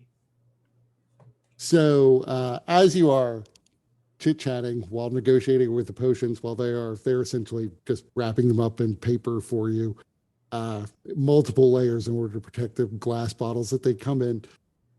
You casually ask about whether or not they've heard of anything going on in the South. And the shop owner is just fascinated by the situation in the South, saying that she heard that the southern lands around Dharma Shah have been completely overrun by giants, and that the Great Wall of Dharma Shah is probably going to fall, and the city's going to be overrun. Now, she's also heard that they've basically slaughtered all of the corrupted individuals in their ghetto because they are working with the giants. And that, there's also always rumors of just sort of plagues that come up from the south because of all those filthy dragonborn that live down there.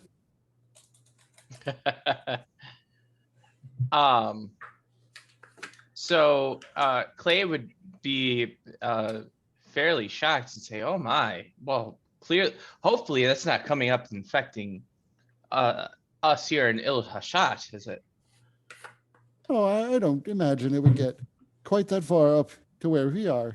I would think our armies are more than enough to keep out a few giants. Plus, they would have to cross a good stretch of the desert or the Sea of Glass to get to us. That's right. That's right. I always forget about that. So, this very comforting to hear. But my God, what savages lie down south. We do fear for Il-Khaja.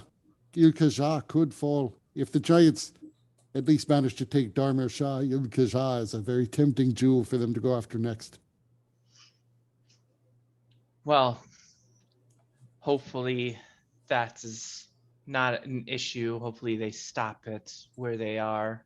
Those savages. They might not even realize what jewel lies ahead. I don't know. The giants can, as I understand it, be very canny. Some of them are dumb, but not all of them. And there's rumors from the north that they're in league with demons. I've Combine heard those something two and similar. Combine those two, and I don't know what they're capable of. Plus, the south is riddled with undead plagues that turn you into walking nightmares. Well, any news of demons around here? I mean, I would shudder to think if they're joining There are- forces. There are always stories about demons, but this city is simply, I think, too holy for that. I am sure that on occasion one has made its way in. Succubi, I think, probably tried to come in and occasionally mess with the heads of the local establishment, with the pashas and the sheikhs who come in to take part in the ruling council. But other than that, I doubt it. My, oh my, the times that we live in. Well, hopefully all of that stays down south and doesn't mess with any of us up here in Il-Hashat or Khaja.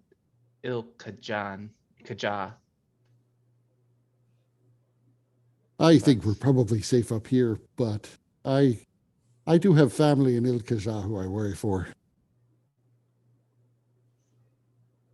Well, I will say a prayer for your family to hopefully that will ease their hopefully things will be okay. But in either case, I will say a prayer. And she thanks you for that. At least you're thinking she's thanking you for that because she says something in a language that you don't speak. It is probably one of the local languages. But it seems as if it was a thank you. And then she hands you your package. All right. And then I will nod in thanks and I will head out.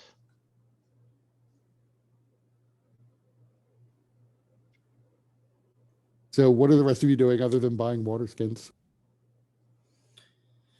For diamonds and perhaps some ivory strips. Diamonds and rust. So I would say there's no check is required to find ivory. Like you're not going to find ivory strips, but you could definitely find ivory. I guess, you know what? So, make me a, how much ivory are you looking for? Because you could get actually like a whole tusk if you wanted to in this city pretty easily. I don't know. Strips require manual on. labor, but you could definitely find Let me raw ivory. find the spell here. Because the problem is so a tusk is actually going to be relatively expensive, but any other ivory you find here is going to be worked. So you're either going to have to buy a whole tusk, in which case you're in ivory forever, but where are you going to store a tusk? Well, or you're going to have to buy so basically That jewelry. dragonborn he's carrying around. Hey, I wait, have. this I'd place. like it known that I have two. I repeat, two dragon's horns. That's got to be worth something. I'm just gonna say it. If we can find magic items here, why not a bag of holding? Well, Can we find a bag of holding? I'm not using a bag of holding. Not around you, fucks. Is there a body bag of holding? There is a slight concern that a bag of holding may spread the disease. So I need 4 ivory. The spell describes it as 4 ivory strips worth at least 50 gold pieces each. So I guess about 200-ish gold pieces worth of ivory. Okay, so Well, no, it's got to be more than 200 gold pieces of ivory, because if you have to work it yourself, you're going to lose some in the process. But then I guess your labor is included then in the cost at that point. That's why economics is a weird thing to base spells on.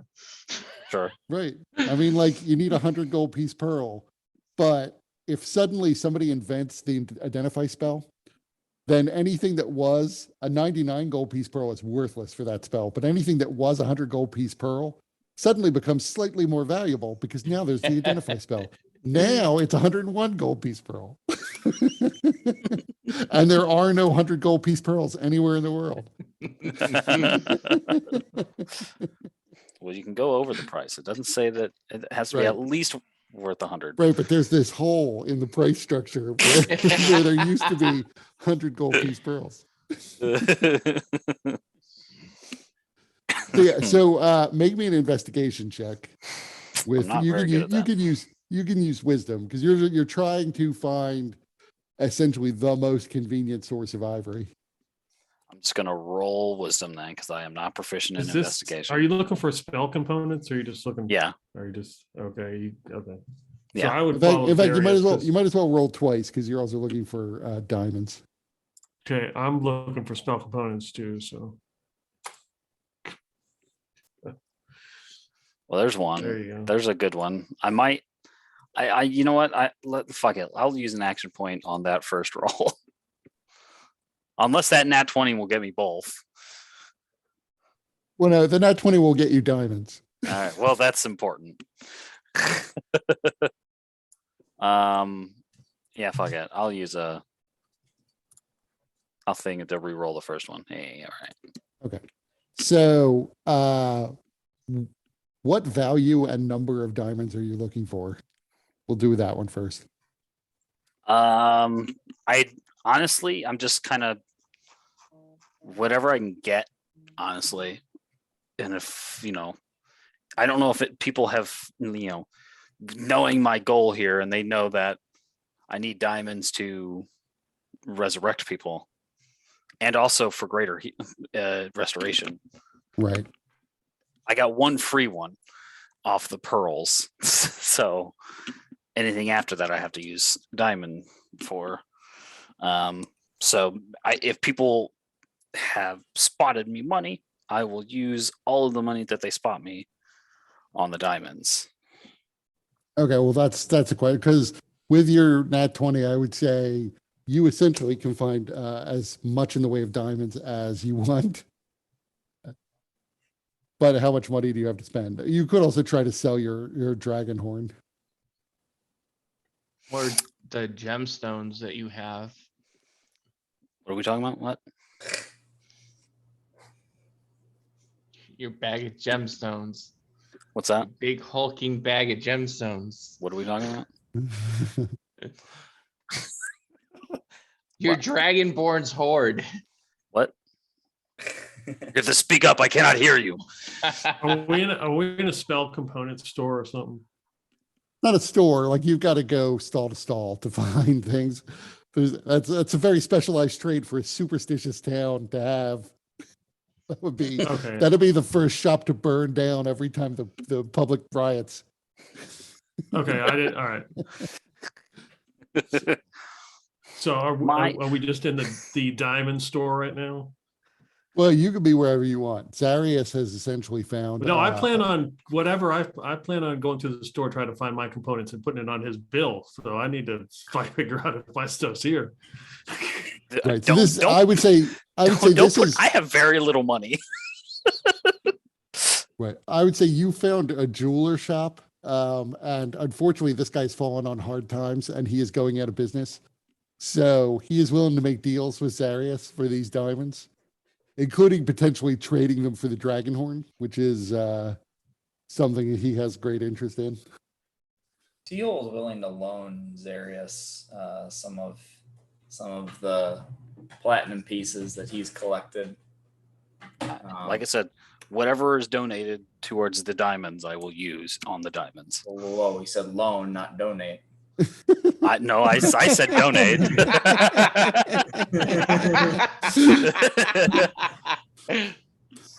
This is funds for your everlasting life. I can potentially bring this version of you back, should it perish. This is my favorite version of me, my best self, if you will. Yes, I'm sure. So he'd give you. I think he'd loan you like 300 platinum pieces. 300 platinum. Jesus Christ! All right, Yeah, why not? gonna mark that here right quick. 300 platinum. Cool. I'm back. 3,000 gold pieces worth of of play here on the diamonds. So this guy has to make a little bit of a profit on this stuff himself. So I would say for that, you can get about, if you spent 3,000 gold, he would give you 2,000 gold pieces worth of diamonds of any size you need.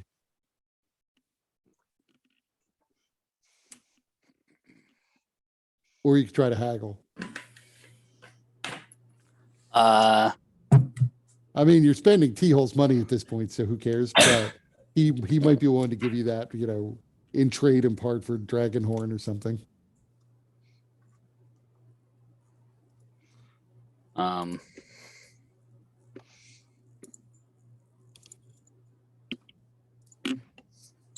I think that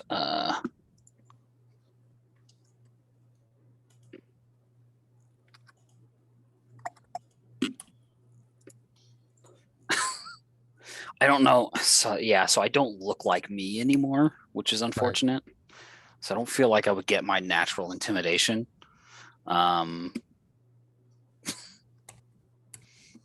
So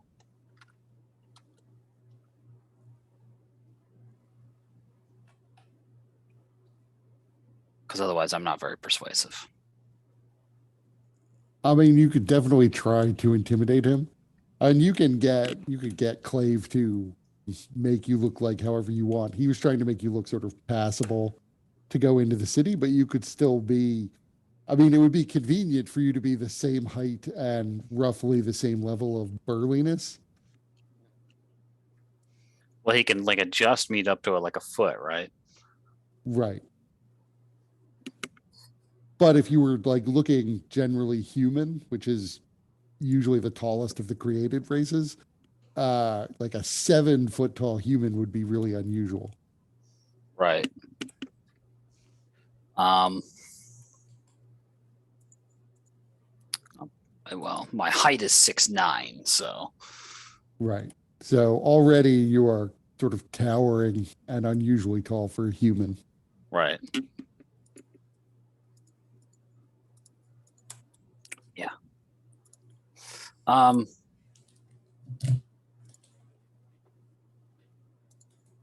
So he could make you like 7'9". It's just, there's a risk that you will draw attention. No, yeah, no, we're good. I think it's Yeah, you walk right, you walk to that door and your head passes through the top of it. rather or than just having people- to duck under it. Or, people who think you are part giant. And so therefore somewhat suspect. um, no. I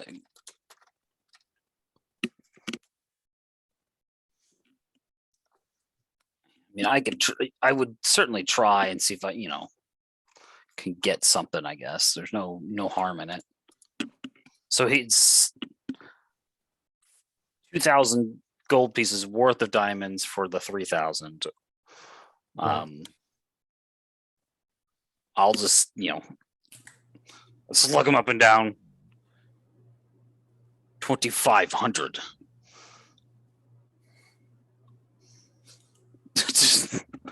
Making an intimidation check.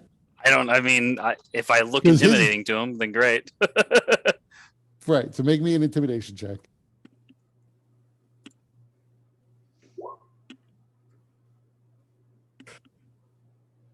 I'm going out of business here. I'm already giving you rock bottom prices, but listen, I don't want trouble with new customers. I don't want you to be angry. 2,200.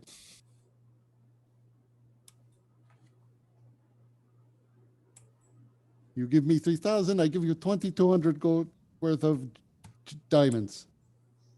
Good, high quality stuff. No occlusions. Well cut. Clarity. Eh.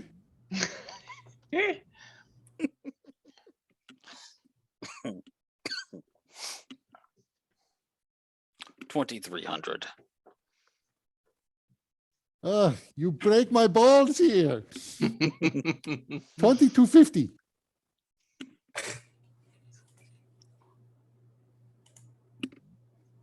2,300. Make me another intimidation check.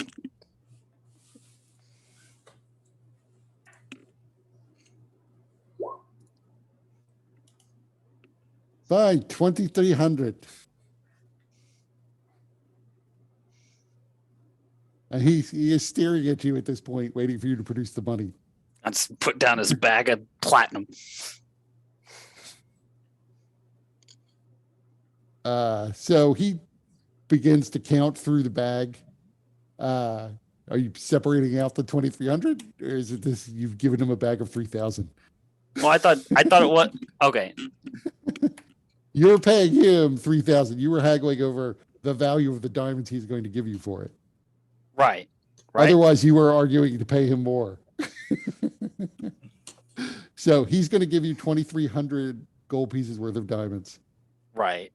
For 3,000. Oh, you're right. I'm the one who's mistaken. Yeah, I was like, hold yeah. on. Like, where did I fuck up? Yeah, no, I am the one who fucked up. So he counts it out, and then he leaves the bag on the counter as he goes into the back. Coming forward again, you could see that in the back room, like right behind a curtain just outside of your line of sight, there are two very burly men, both of which have swords in their hands. They appear to just be there in case somebody's trying to rob him. They're not necessarily moving, but he does have security. And he comes out and begins to like lay out in front of you various diamonds of different sizes. And he begins to discuss the value of each of them, and it adds up to 2,300. Alrighty. As many like whole diamonds as possible is what I'm looking for, basically.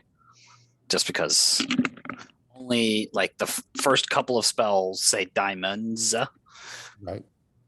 but the rest of them are a single diamond worth of that high amount of money. So what value is that? yeah, I should double check.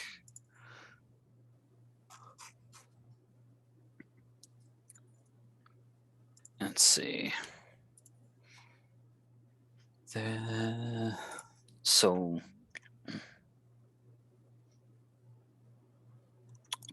I don't imagine I'm gonna find what would be necessary for a resurrection, which was a diamond worth at least 1,000 gold pieces. That seems a bit much. I mean, Um, I would say because you got your nat 20, he can provide you with that.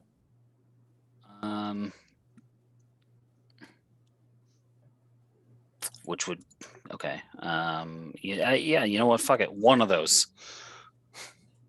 Okay. So he has to, that's in a special safe, but he brings that out. It is not as good, and he readily admits it's not necessarily as good like for jewelry purposes. But it is sizable, and so therefore from the carat count alone, it is worth 1,000 gold pieces. Or so he Right. maintains. You Right. get the sense that he's not actually cheating you. Okay. Good. Better. And then I guess the next It's all cubic zirconia. It's a hell of a skill that guy has. Develop cubic zirconia in this time. What would the Um, effect on a resurrection be with cubic zirconium? He just walks into the back. He's a wizard, cast creation, brings you out your gemstones. They'll disappear in 12 hours, but deal is struck.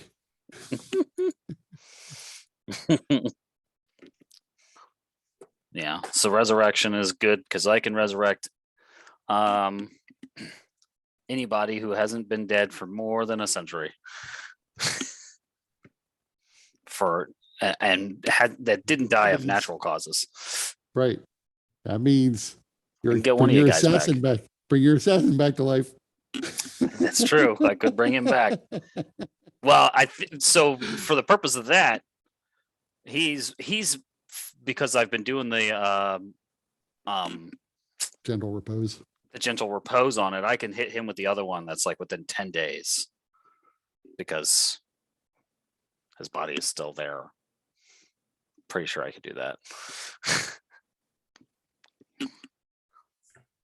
I gotta find that one. I can't remember what it's called. Dear sage advice. I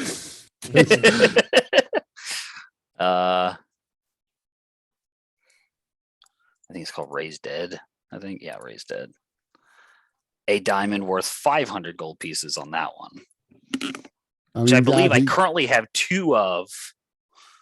Right, I think. I mean, that one he has 2 diamonds that are worth 500, so he could provide you with both of them or one of them, depending on what you want. And that's the one, yeah. Provided it has been dead no longer than 10 days. Let's see here.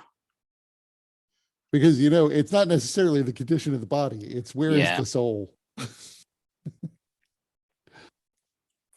The creature's soul is both willing and at liberty to rejoin the body. It returns to life with 1 hit point. Well, okay. That also you would realize might be a problem because his 2 companions killed themselves by disintegration rather than be captured. Right. No, clearly whatever happened to this guy, resurrecting him might not be the best thing. I need to put him to rest. Right. That's the idea behind that. Do you want 1 or 2 500 gold piece diamonds? I think I might grab 2 of those. Okay, so he'll give you both of those, and then he can give you another diamond that's worth 300. Yeah. So the next one is Revivify diamonds worth 300 gold pieces. So, and that one's within a minute and is always prepared for me, just by default.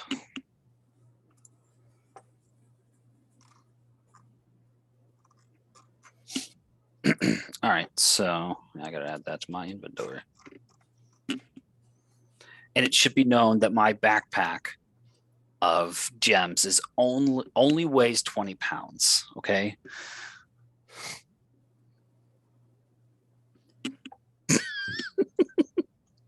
That's it.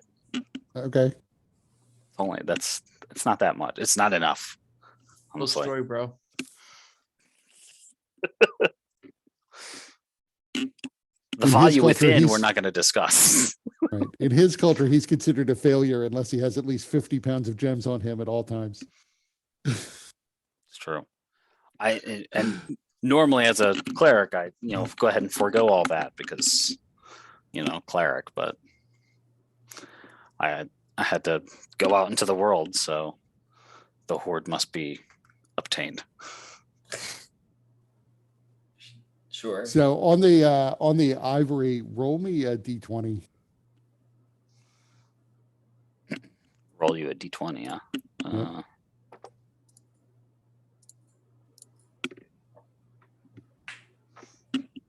Is high good? Yes, high in this case is good. High is usually good. Only in divine intervention is for some reason low what you're looking for. But you are able to find an ivory merchant. And at first he's not super interested in dealing with you because he really does deal in whole tusks. And these are clearly elephant tusks, so they're all quite large. Mhm. But once he gets the sense that you're not necessarily picky about quality, he brings up what looks to be just a hunk of a shattered tusk. It weighs about 5 pounds, but you would gather you could probably get at least 10 good strips of ivory out of this. Nice. How much you offer?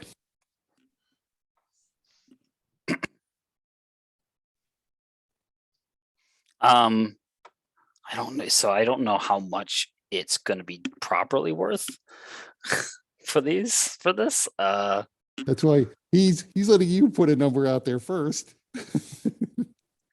He wants to gauge what you will say. I'll just like.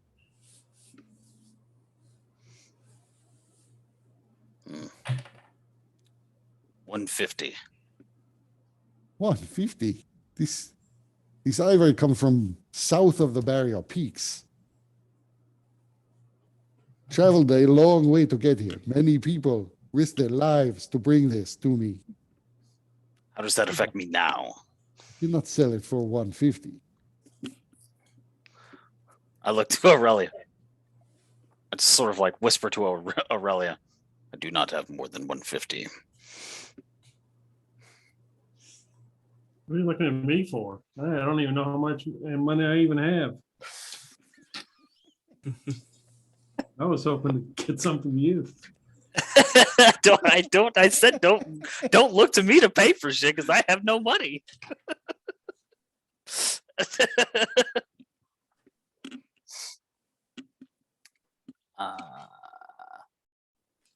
Yep.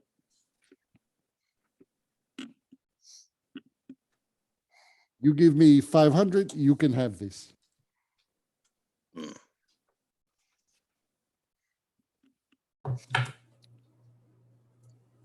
This will require some consideration. Please hold on to this piece for me. I will come back. I cannot promise for sure that it will not be sold, but I look forward to your return. If you want to buy a tusk, this smallest tusk, assuming you do not want a larger one, is 2,000 gold. 2,000 gold 2,000. for a small tusk? Yes. What did he just say for that tusk? I thought it was only 500. Right. It's 500, but this isn't a full tusk. This is essentially a giant chunk of a tusk. Oh, okay. Got it. I mean, you could make me an investigation check just to see what you can tell about it. So from looking at it, what you gather happened is probably the tusk. This was part of a full tusk and it cracked. And so this back portion of the tusk was kind of sawed off because it is still solid and intact, and so probably can be worked into jewelry of some form. But it's not in the form of a full tusk. Therefore, he's having a little more trouble moving it than he is with his normal product. Mm. Though with that, I would say you would also realize, like, at least if you're going by like weight, this is not like a quarter of a small tusk. This is substantially smaller than that. So Mhm. 500 is probably his opening price. Right. He gave away a little too much information in saying his smallest tusk is 2,000. Sure. I'll go to turn and I'll look back and say, I will return with 250 gold for that piece. So make me a persuasion check.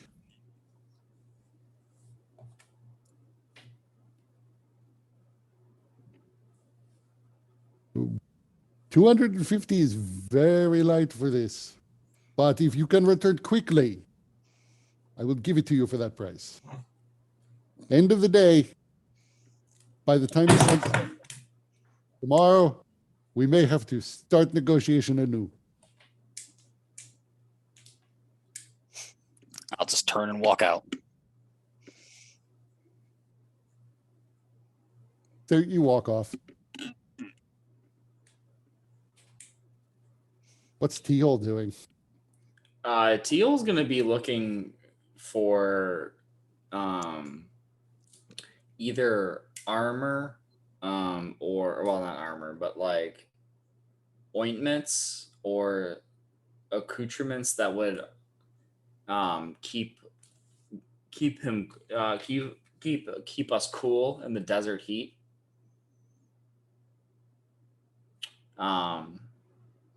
So like maybe like find some clothing that would facilitate that, or if there's like a special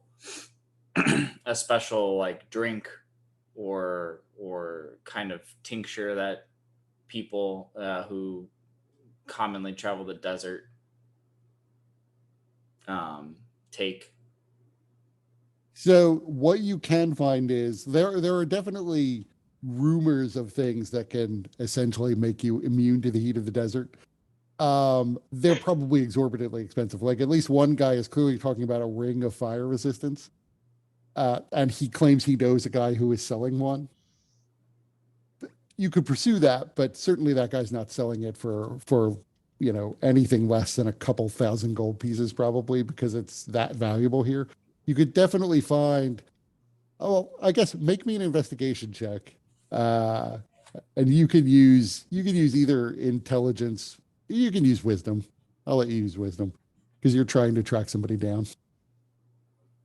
All right, so investigation, and then gonna add +4 to this. Okay, so you realize that like you get a bunch of leads immediately, but you also sort of realize that a lot of what these people are talking about, some of it is bunk. Like they want you to drink essentially this it's a bottle of liquor that seems to have what looks like the end of a purple worm's tail in it. And they claim that once you drink that, you'll be resistant to the heat of the desert. But that is, like it'll put hair on your chest kind of.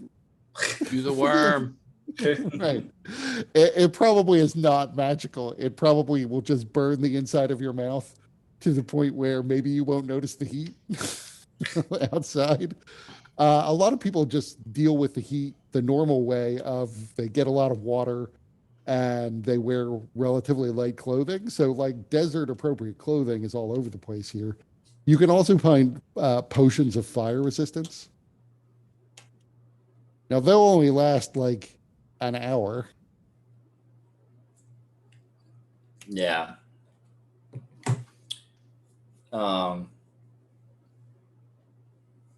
Well, I think at the very least, I'd pick up some desert clothing.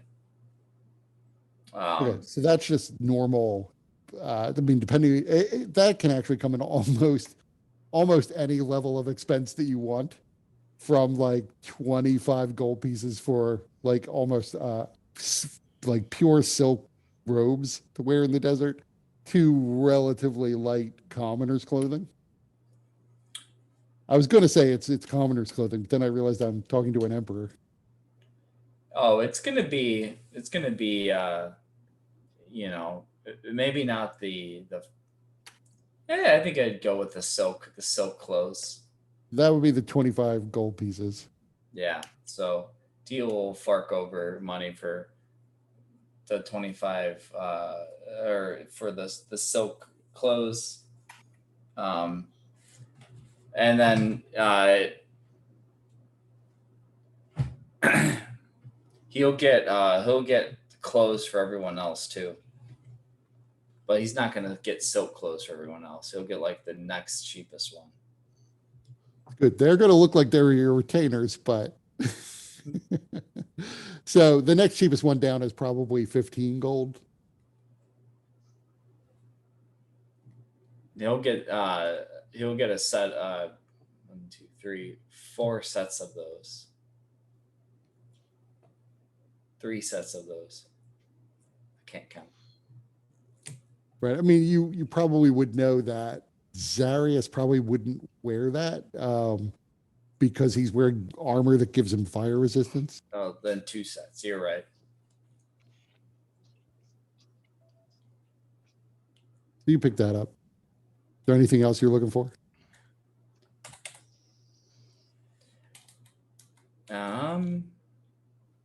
No, that was it.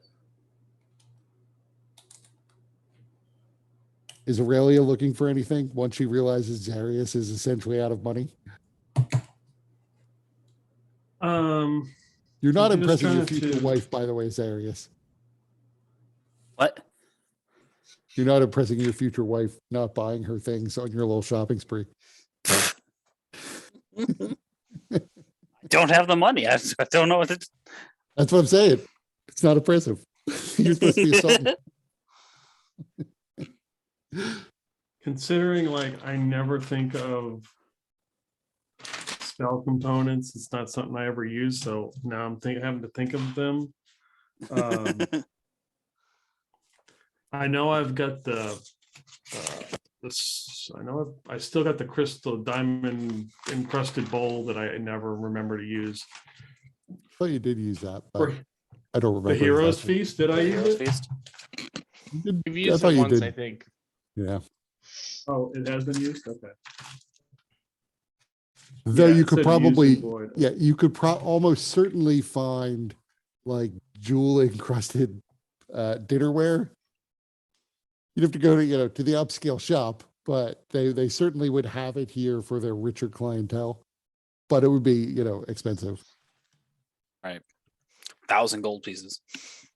Yeah, I don't know. The only thing I'm looking to see if I've actually got any money. The only thing I found was Zarius and I both got emeralds when we were in the void from the from the Gorgon. Mm-hmm. We each grabbed an emerald, and I have no idea what it's worth. I could look that up. And emerald? Yeah, Because we I have both grabbed 11 one. in my bag. Yeah, I think she only got one, and you collected the Yeah. eyes from all of the Gorgons. I have it listed as they're 50 gold pieces each. Okay, that's not going to get very far. That's what I was told by that. So that's what I have in here. Okay.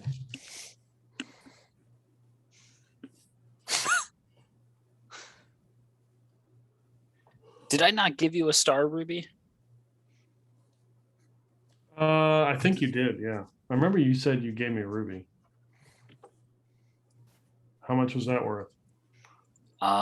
If it was the star ruby, that's 500 gold pieces each. Okay.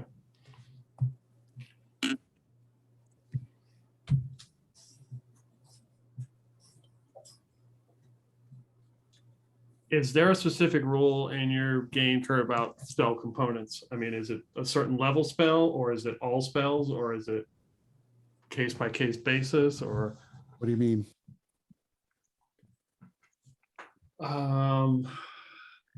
like, I don't know, one spell requires like a small clay ziggurat or some shit or something. Right. So in general, I assume that if you buy a spell component pouch, you will have, at the time you buy it, filled it with the stuff you generally need. If it doesn't have a specific gold piece value to it, somehow it's basically Batman's utility belt, in that I'm not keeping track of it. Okay. It's just got everything you need in it.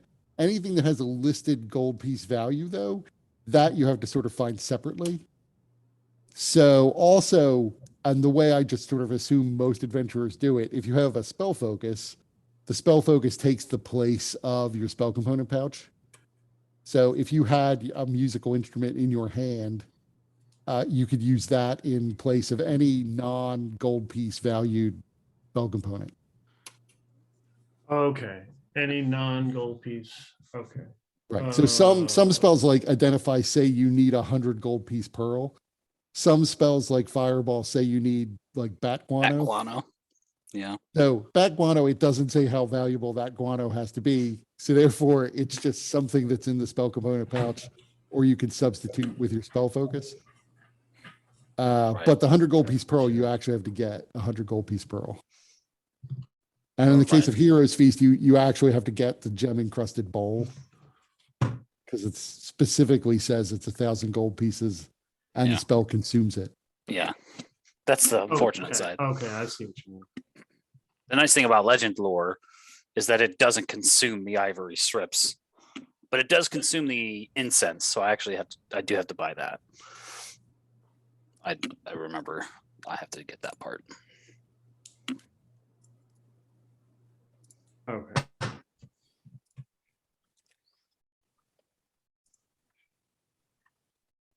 And if it's, is it assumed that the spell consumes the items, or does it have to say that? It has to specifically say that. Heroes Feast is one of the things that does specifically say Okay. it consumes the bowl. Okay. Okay, that makes my life maybe easier. I don't know. I guess the I guess my instrument is my spell focus. Right. So you have actually, I think, more than one instrument, but Correct. the one you can really keep handy can substitute for all of your spell Okay. components that don't have. So a the specific, only thing so the thing I actually need is 300 gold pieces of diamonds and 100 gold pieces of diamond dust. And well, if I'm going to get the bowl, I don't know if we want to even bother with that, not, or should I do that since Zarius can do pretty much all the stuff I'm talking about? I could do the resurrecting. I could do very little else. Right. I mean, I if I get the diamond dust, I can do greater restoration. That would be, I mean, it'd be helpful to have more than one person that can like step in. So greater restoration might be a good thing. Okay. so how much you're looking for diamond dust now, right? And Yeah. how much do you want to spend on diamond dust? I mean, because you were in the shop with Zarius while he was there. This guy can really, he'll sell you diamond dust just, as part of the transaction with Zarius at cost. He's not selling diamond dust. It's just a byproduct of what he does anyway. So no skin off his nose. Yeah.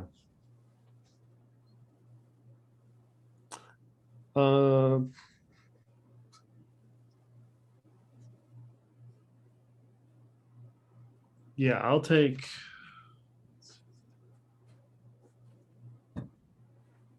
I would say at least 300 gold pieces worth. So I could cast it 3 times.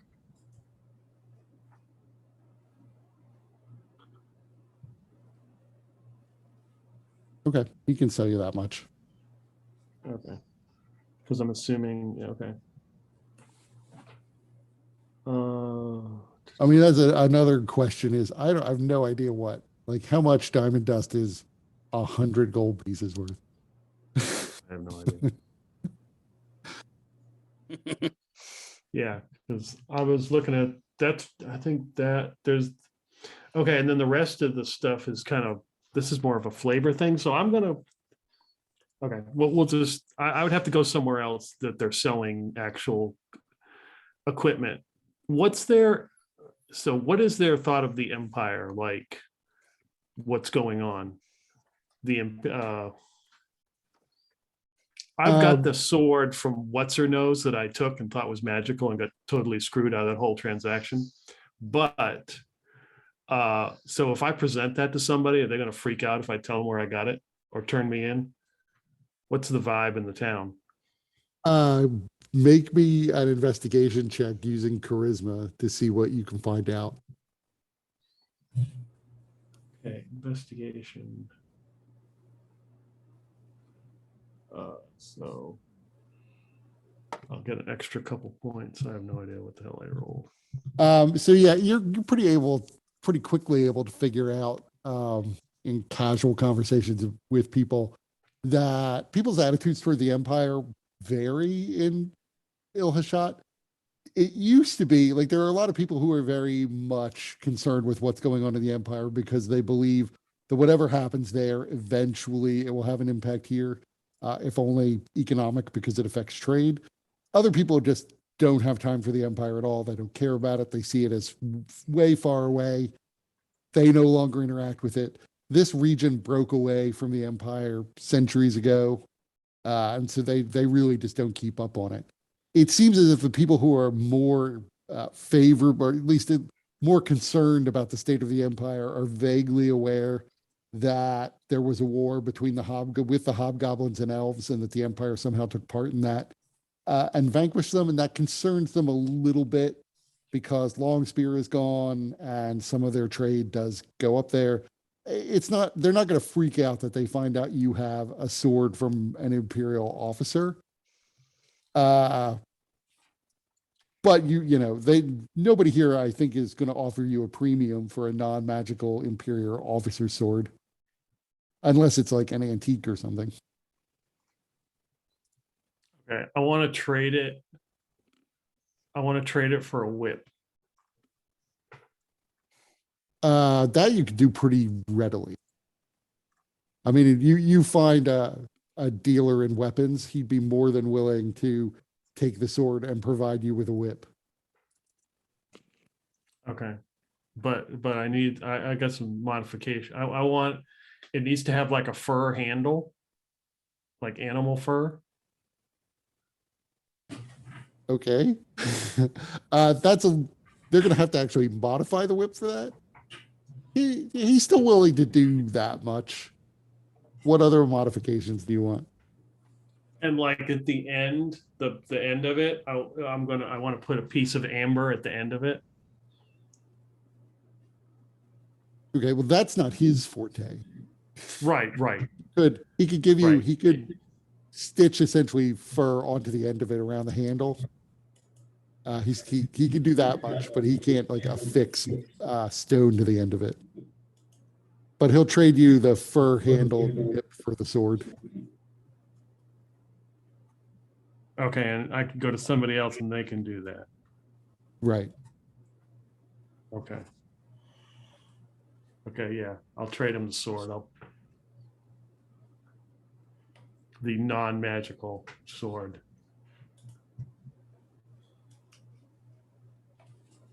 Yeah, and I'm going to look for a piece of amber and some silver pins.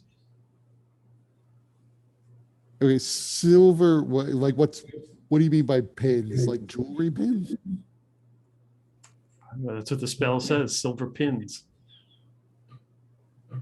What spell? I don't want to give it away. It's a secret. So I was thinking. you can tell me what sort of pins. I would imagine that like push pins probably aren't generally made out of silver, just because silver bends. So you would want something stronger than silver, but like jewelry pins, you could definitely find. But Okay, yeah, actually, you know what? I don't even know why I say these things. Roll me an investigation check using charisma. Maybe you can find silver pins. If you're looking for it, somebody else out there at some point in history was So looking for that would actually be a 20 because I'd get if I got extra 3, so it'd be 20. Okay, so you find someone who these are essentially they're like the pins from the back of a brooch, but they are made of silver. How many of them do you want? Oh, I need at least 3. I guess I could put them in my hair. Very well. 3 gold. I will give you 3 pins. Nice.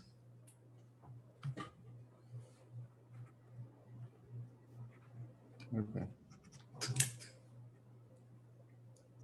So you It's a lot paying of me the effort 3 for- gold. This is a lot of build up for a As spell you- that I probably cast once. As you try to hand her that gold, she's like, "What?" She puts her hand over the pins. What are you doing? You have to haggle. What? You can't just take what I offer. Look, Okay. I say 3 gold for 3 pins. You say 3 gold. That is outrageous. I will not pay 3 gold for 3 tiny pieces of silver. I'll give you 1 gold. And then I say 1 gold. Are you trying to rip me off? I have to make a living here. 2 gold. This is how this works. I Take 1 gold I piece hand back. her, I hand her the 3 gold and walk out. This is stressing me out way too much. She has her hand over the silver pins. So if you want, you can give her the 3 gold and walk out, but she's not giving you the silver pins unless you haggle. Okay, I take away 1 gold piece. You're offering me 2 gold for 3 silver pins? How is this fair to me? I take away a gold piece. No, you're just insulting me. You offer me 2 gold, now you offer me 1 gold? You think I am a fool? She slides the silver pins off of the table in front of her, puts them in her hand. You give me 2 gold and 1 silver. Part of the deal. Two gold Do I and have? 5 copper. Okay, sure. I have. How about I cast modified memory on you and see how you like that action? Yeah, absolutely do that. No, we're not gonna do that. Do Make her it. believe you've been haggling with her for hours. And she was very satisfied with the deal. She feels she got the upper hand. Part of the deal. Like giving I you said- her whole store.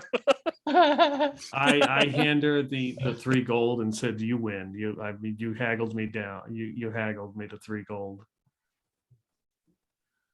And she rummages through the apron she's wearing and she pulls out 9 silver coins and puts them down next to the silver pins and takes her 3 gold. Okay.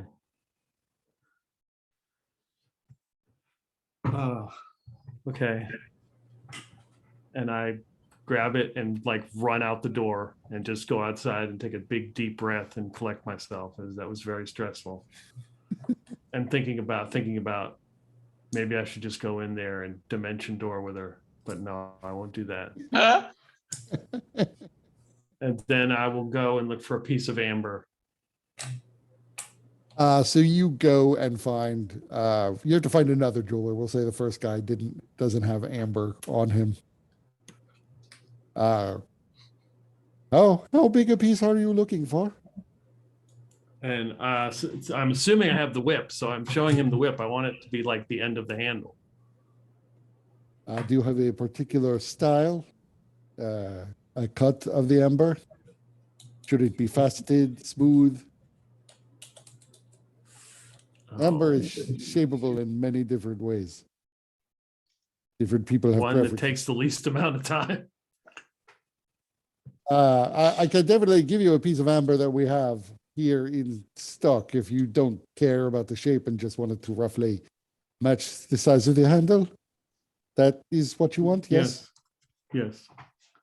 So he goes back and he comes out with, it's not exactly a perfectly spherical piece of amber. It's a little lopsided, but it's relatively close to spherical. And he's Okay. holding it in his hand and he says, this one is 300 gold.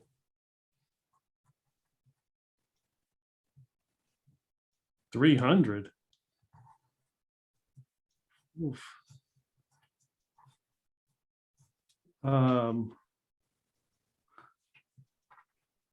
You would like a different piece of amber?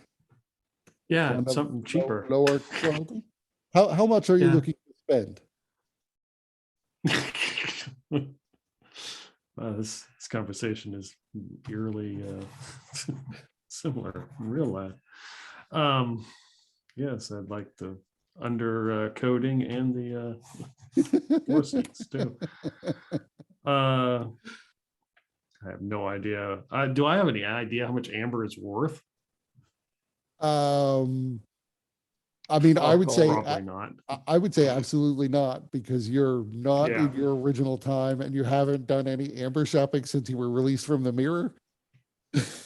Yeah, so I don't know. The cost of amber could have gone up. Right. And you were also like the kid of a slave. There was a lot of amber in your life.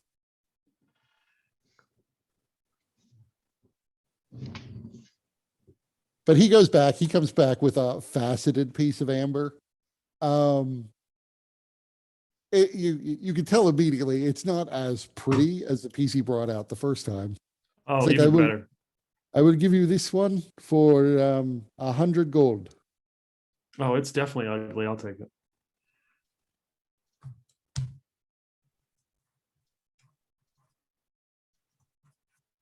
And he is a little surprised that you took it, but he gives it to you and takes your 100 gold. Okay. He doesn't demand that you haggle.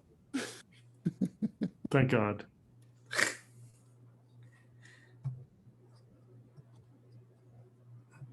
All right. Got my 3 silver pins and my amber fur handled whip.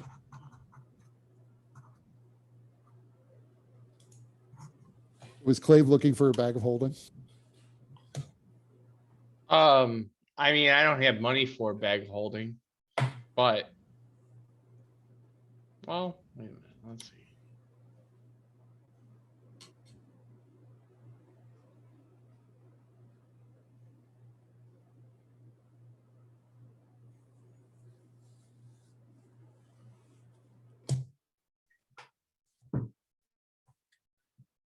Clave could just make money that disappears in 10 days.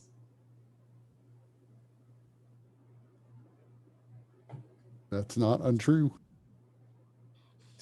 Good point.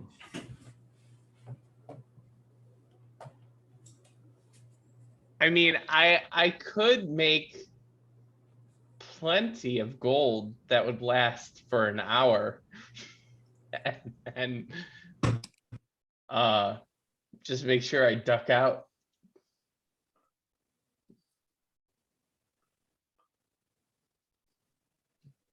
Aurelio was trying to get me to pay for shit. You know what? I am gonna look for a bag of holding and just see what's out there, just so I know. And then once we're ready to leave this pothole, I'll make the money. Okay, so first, roll me percentile dice.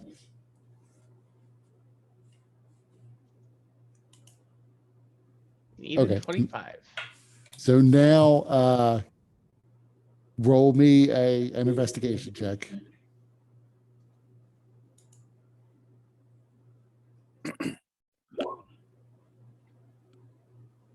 So asking around, you do hear at least a rumor of somebody who may be selling a bag of holding.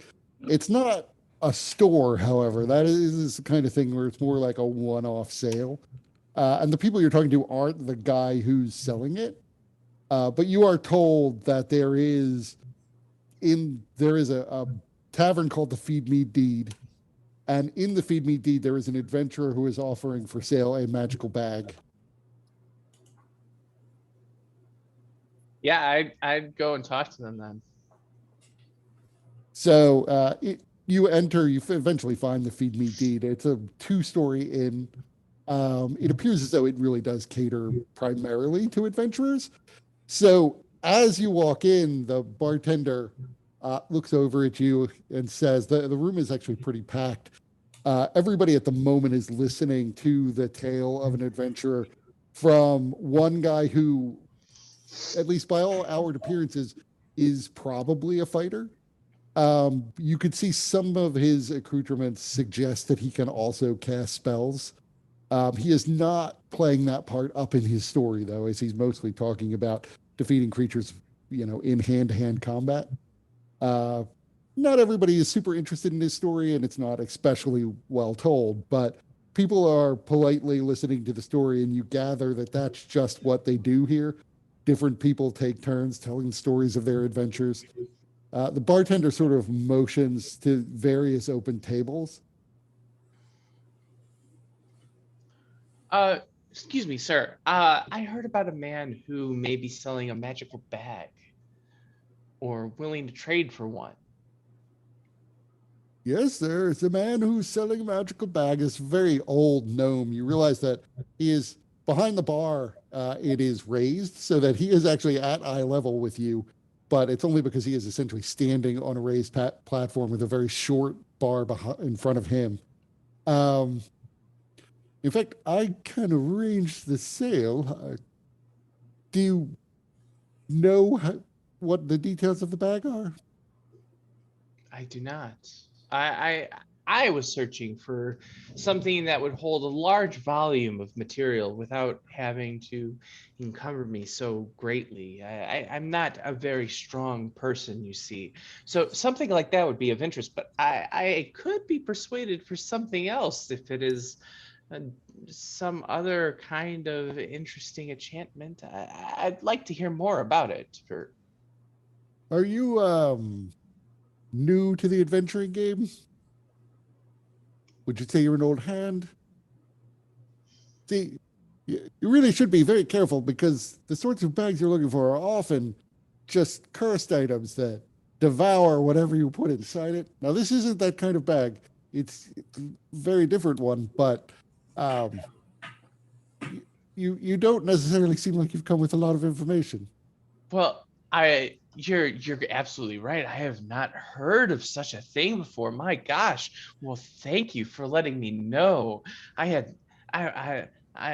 did not know anything like that existed. For what purpose would somebody make something like that? But you say that this bag is not like that, correct? It is not. Actually, you'd be surprised at how useful the other sort of bag is, just because it will devour pretty much anything you put inside it. And so I myself, in my adventuring days, once had a bag that did devour things. And after obviously losing a few things to the bag, we realized what it actually was.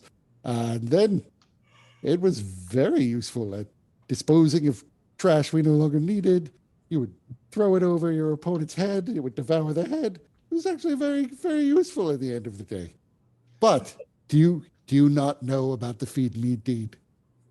I gather you don't. In order to do business here, you must join, and that costs 1 gold piece. You must have a meal, you must have a drink, and you must tell a story. Once you've told your story, I will arrange the transaction for you. The bag itself is, I believe, the sort you're looking for, and it will cost you 750 gold is what the gentleman is asking for. Well, I might need some time to acquire that coin, but the other requirements of this deal are not beyond me. I'm happy to pay the coin. I am happy to have a meal, and most assuredly, I am happy to tell a story. Great. So if I could have that gold, and he reaches down behind the bar and he picks up a little device, and he begins like taking out punches, and he begins hammering things into a little card of what looks like brass. What is your name?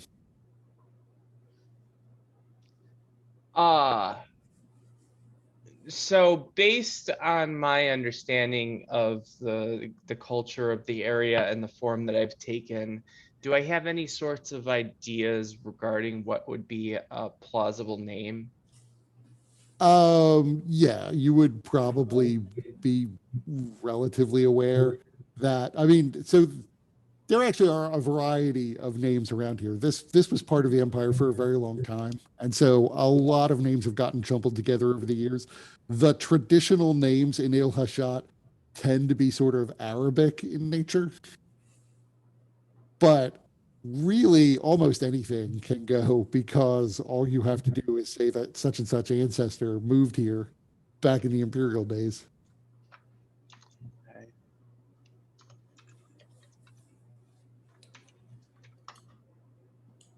Given, I assume you've taken a more traditional appearance though, so an Arabic name would probably be the least surprising.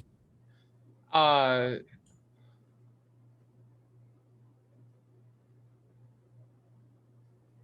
so Ayana Reef. That is my name. And you realize he is punching into this card your name. This is because you're a member, you see, and so you won't have to pay the membership fee twice if you ever come here or to one of the other Feed Me Deeds. And after 45 seconds or so, he slides this brass card across that identifies you as a member of the Feed Me Deed, having paid your dues in Il Hashat. Now, what would you want to drink and what would you like to eat? We do have a fairly limited selection of foods. However, we can provide you with fresh dates, with cheeses, with bread, a small selection of That cured sounds- meats. The dates and cheeses with some bread sounds lovely. Very good.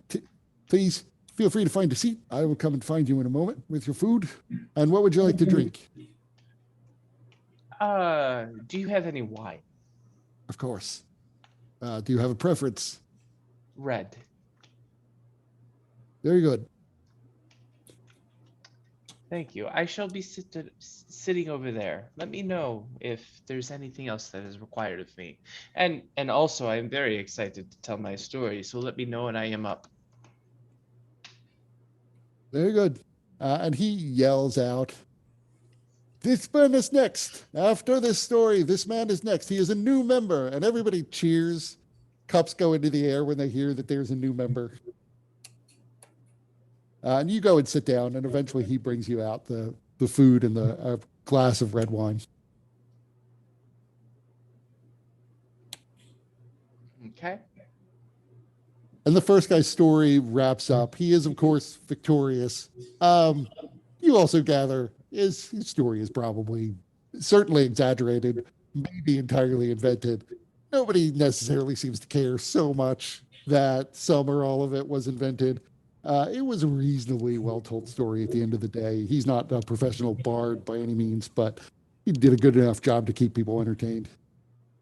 And eyes turn to you, and the bartender says, "Lad, it is now your turn to tell your tale." All right. And then displaying as much confidence as possible, Clave goes up to the stage. Yeah, it's not as formal as that. It really Or- is like you stand up next to the table. Everyone else is basically seated. Ah, very well. So, Clave would go on and introduce himself. Hello, I am Ayan Arif, and this is my tale. Long ago, I was known by a different name. It's not important what the name is, it's more important about what the story is. I was a young lad. I had many wonderful days with my family. We lived a quiet life. My mother was a teacher. My father, He was a laborer. It's not important what kind of laborer he was, but it was a good life. And it was a peaceful village that we lived in, a very small village, not too far from here, but I will not burden you with the details of that. What was more important was that this area was unfortunately at the time under the control of the Imperium. And one day, despite my many adventures that I would have collecting bugs and such, there was a group of Imperium that came to our village, and my father, being the individual he was somewhat of a leader in our town, and he stood up when people were not when people needed protection. My father stood up for them.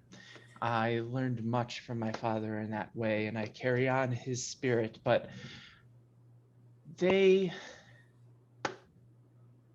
was an argument. I was not exactly sure what the argument was, as I was quite young, but they had some dispute, and eventually they left.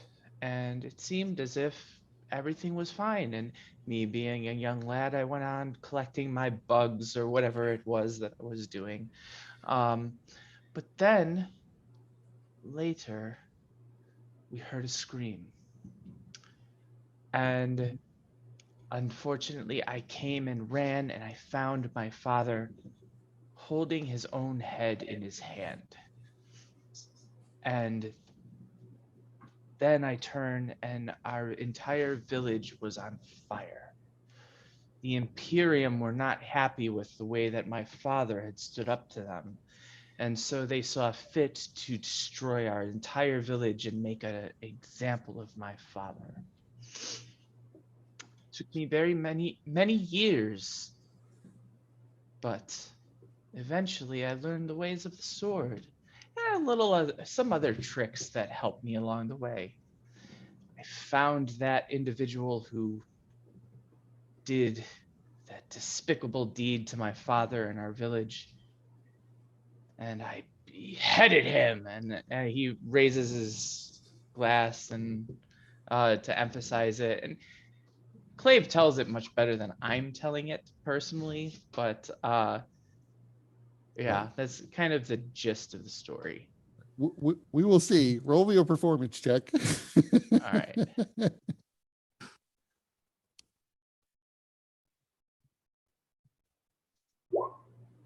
I'm going to use an action point on that one.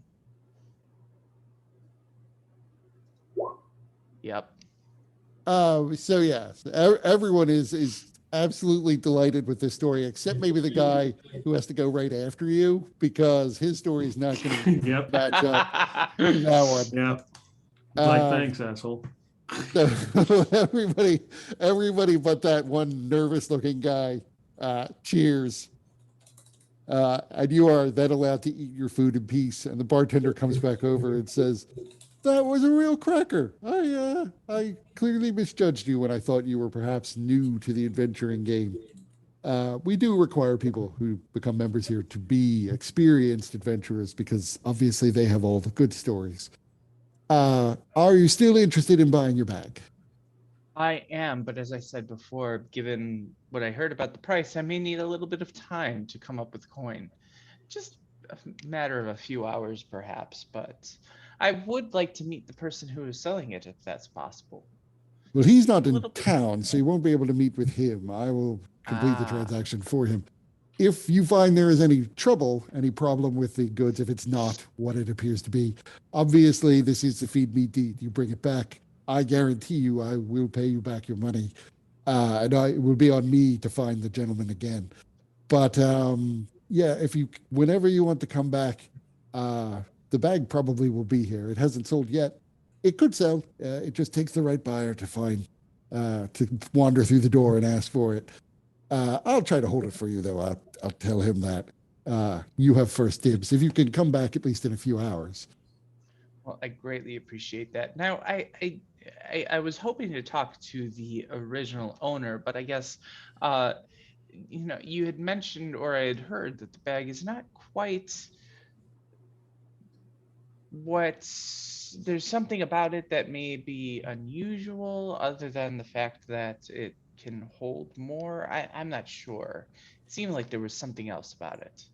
Well, it is slightly unusual from, it's hard to call any sort of magical bag of holding typical, but there is a sort of relatively standard form of it. This one is relatively unusual in that its capacity is about approximately twice. I haven't measured it exactly, but about twice, able to hold about twice as much as a normal one. Oh, well, that is excellent. Well, I will be back very shortly because I definitely am interested in this bag, and I will make sure to procure the exact. And I'm sorry, what did you say the price was again? 750 gold pieces, 700. or the equivalent. If you bring me something exotic, I'll have to get it valued. It's a little bit more of a hassle, but if you could bring me coin, that would be ideal. Excellent. 750 gold pieces. I will bring that or the equivalent in a relatively short amount of time. Thank you. The food was divine. I shall be back shortly. And then Clave excuses himself and leaves. And then he's gonna try and find everyone else. So you all gather back up.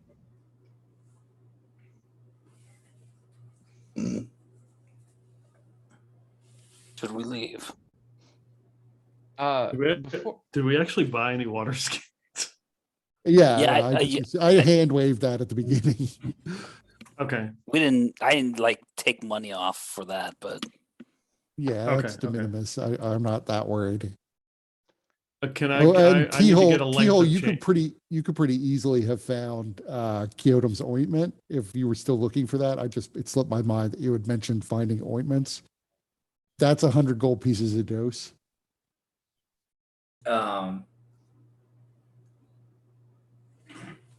Which one is Kyoto? that's the healing one. Oh, I have 4 doses of that left. nah, it's okay. I've got I picked up some desert fashion. It should provide some sort of comfort when we're in the heat of the desert. Yes, we should adjust our clothing. We are not in the north anymore. And he hands Aurelia and Clave one, like the outfits he picked up. Oh, no need to hand me any of these outfits. My clothing is quite adaptive, but thank you, T-hole. Are you sure? Positive. Well, I guess I have a second pair of clothing. Does your clothing change with you? How do you think I've been so effective in changing my form? I don't just rely on magic. My clothing is specially made to adjust based on whatever form I take. So. I also want to grab a length of chain before I leave. Just enough that I can put on my void armor, my void leather, so I look like somebody out of like an 80s hair metal band. Now, are you gonna wrap it around across your chest or just around your waist? That. Yeah. Oh yeah, just like that. Nice. You get some piercings, one in your nose and one in your ear, and then you can link them up. Even better if they're fake piercings.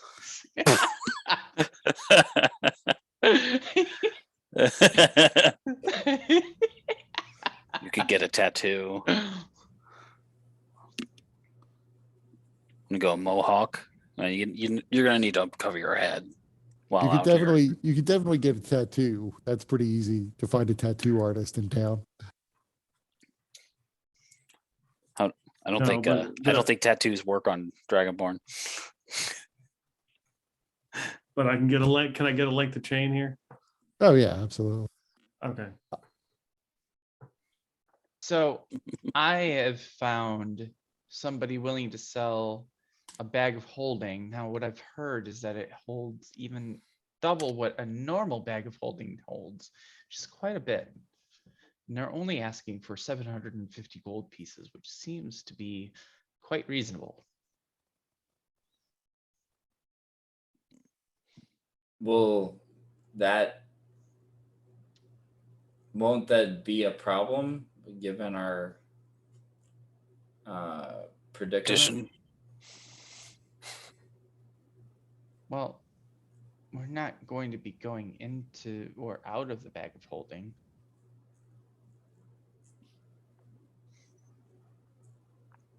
Your hand will pass through it.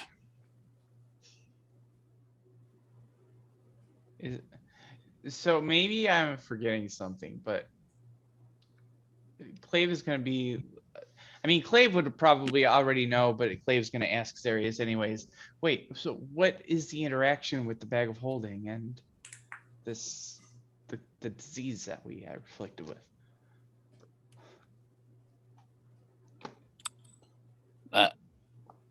I'm not sure where your confusion is.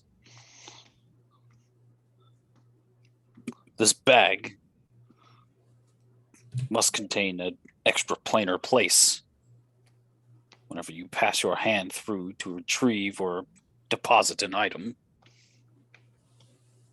it would be passing through an extraplanar location. Okay.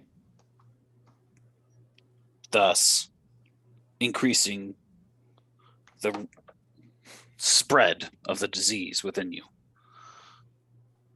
Then I could devise a hook where I could just ask you to put your hand in. But then I will acquire the disease.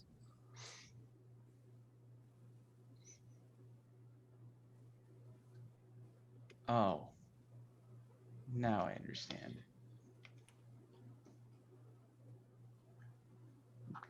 Perhaps the hook might work. But If you are I've careful. also heard that if you call the item from the bag and hold it open to the ground, that it will fall out.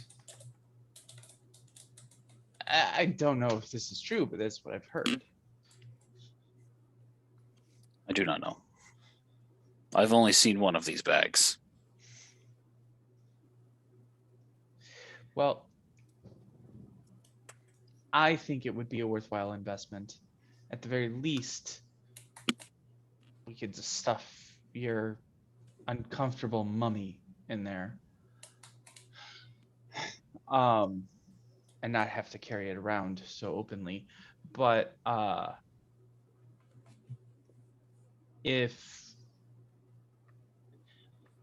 we are leaving right now, I have a new spell that I may be able to try to cover the cost of the bag without actually using any actual point. However, we would need to make sure that we are leaving immediately after.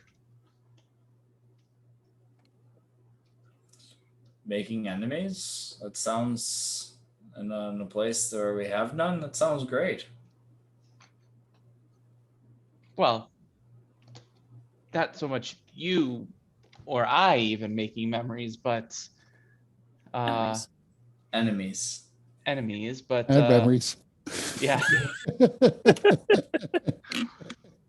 Ayan Arif would be making the enemies.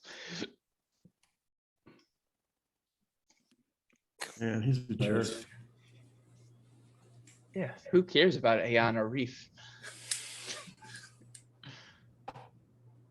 That's fair.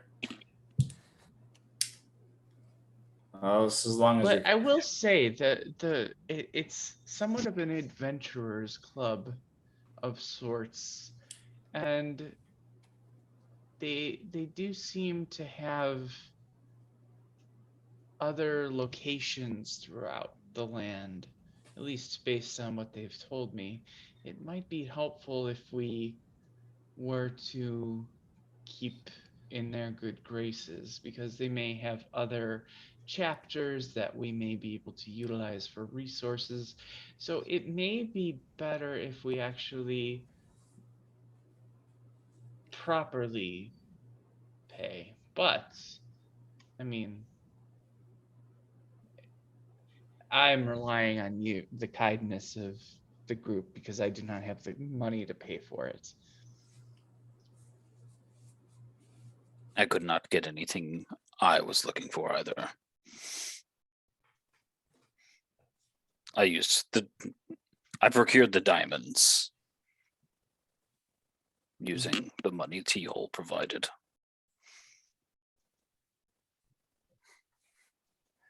So Well, T-Hole, if you're handing out coin, I'm loaning coin.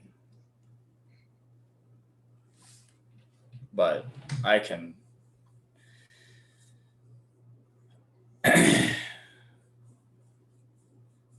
You need some money? I'm loaded. I've got like 100 gold. according to the seller, it's this particular item is selling for 750 gold pieces. It's astronomical.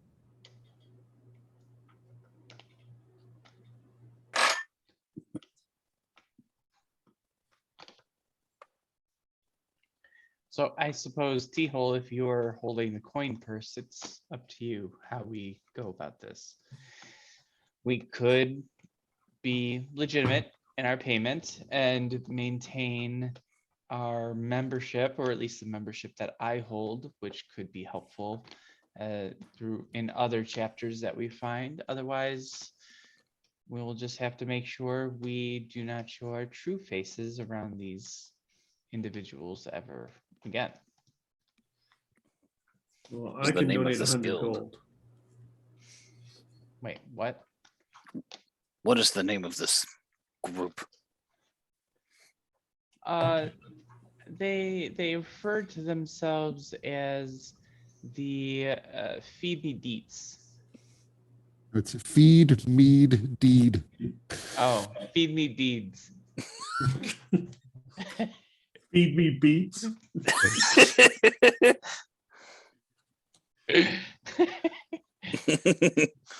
Is this familiar to me? There was a feed me deed in Cartha, and it is like an adventurers club that generally operates as like a tavern. It also can operate as was being done here, as a way to sort of trade gear that you can't find a ready market for. Sometimes it can sit there for a long time. The little bit of an issue is that you are, to a certain extent, relying on the proprietor. And if the proprietor gets robbed, your stuff may be gone and you won't get payment for it. But the Feed Me Deed, it has a relatively good reputation. It's just that accidents sometimes happen, especially if people find out the proprietor's holding something like especially valuable. But so it would also be one of those rare places where sometimes you can go in and find that they are selling something that's magical, that's not otherwise easy to get rid of. And that for whatever reason nobody wants to like fence on the black market.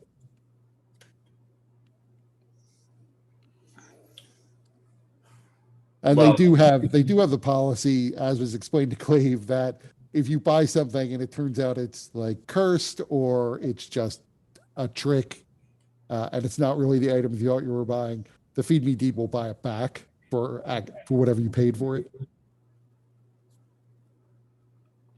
So it limits the risk, at least to the buyer. The seller still takes a little bit of risk. And Especially when they're dealing with us. Well, yeah, I mean, Zarius would know. They probably, this guy almost certainly, because just it's the way the Feed Me Deed works, he will make sure the guy gets his 750 gold if he actually sold the bag. It's just that, it's a loss to the feed me deed. But the adventurer probably won't get screwed. Yeah, I mean, are there any of those down in or around the Warmlands? There are certainly none in the Warmlands. There's just not any city big enough. There might be one in Dharmir Shah, but you don't know that for sure, I wouldn't think. Okay. There definitely would be one in Il Khajan because it's that big. Kartha was pretty small to have an outpost of this, but it's like right on the verge of a bunch of ancient ruins. So there's just a lot of adventurers in Kartha. So it made sense there. Hmm. Well, Clave or Axius, you can here go. It'll probably be useful just as long as you're careful with it. And he'll hand you 75 platinum. Excellent. So we will maintain a good relationship with this place. I think that is for the best, although I'm fine with the other way, but You can screw I- someone else over later. all right. I will go and procure the item in return. And then we shall depart. Or are we spending the night here? What How long time has is it been? Yeah, it's definitely been several hours at this point. And are you going to go get the ivory? I don't have the money for it. Okay. How much gold do you need? Well, because I also need to get incense. So the ivory itself, I think we confirmed 250. If you come back by the end of the If we- day before yeah. it closes. I can get that piece of ivory for 250. Right. I mean, you might be able to negotiate the same price in the morning. Right. What? You could go carousing. You could win at the gambling tables. Is that for the legend lore spell? Yeah.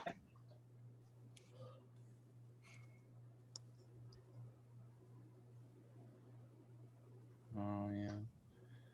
Wait a minute. Wow. No, that's unfortunate. Yeah. And then I need like 250 gold pieces worth of incense to burn. So you need 500 gold pieces total, Yeah. or 50 platinum.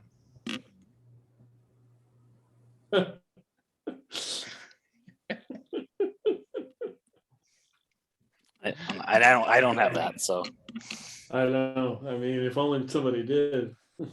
What do I look like? A bank? Well, okay. What? So we don't need to maintain a relationship with this guy, and we're not scared of him, right? T-hole? No, I'm talking serious about the guy. So Zarius, Hmm. go talk to that guy and let him know we will give him an additional half of what he's asking for if he can hold it until the morning. I mean, if he holds on to it till nightfall, then presumably he will not have sold it. However you want to do it, we will have the resources to make sure we can procure what is needed then. He has the incense and the ivory? He only has the ivory. I did not go looking for the incense since I knew I could not afford the ivory. But walking around the market, the entire place smelled of incense. Would you be able to get the incense within 10 minutes or so of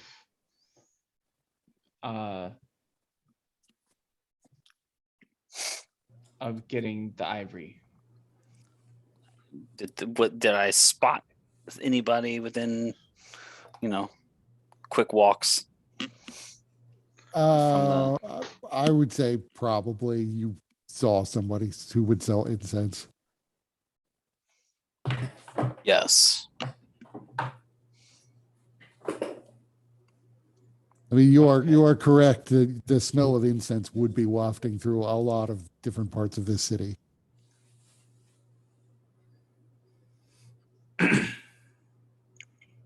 Gotta hide the stank.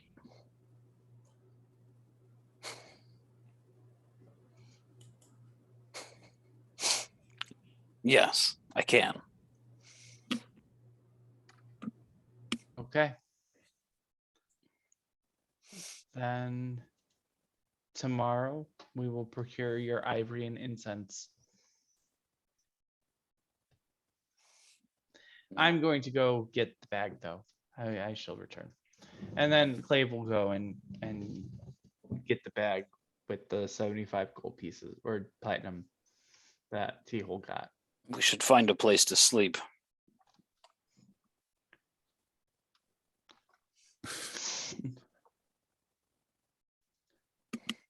When I go there, I'll inquire about if they have an inn as well. So when you walk back in, there's another person now who's standing up telling their story. Their story is a little more realistic, although it does include were-jackals, which are almost unheard of anywhere else, but maybe down here were-jackals are more common. But you go back up to the bar, and the same bartender is still there. I see you've returned. So I assume you'll hear about the bag. Yes, I have the coin that is needed. It is still 750 gold, correct? It is indeed. So if You know, I could see money, I'm wondering, is it possible that we might be able to bring it down just a bit?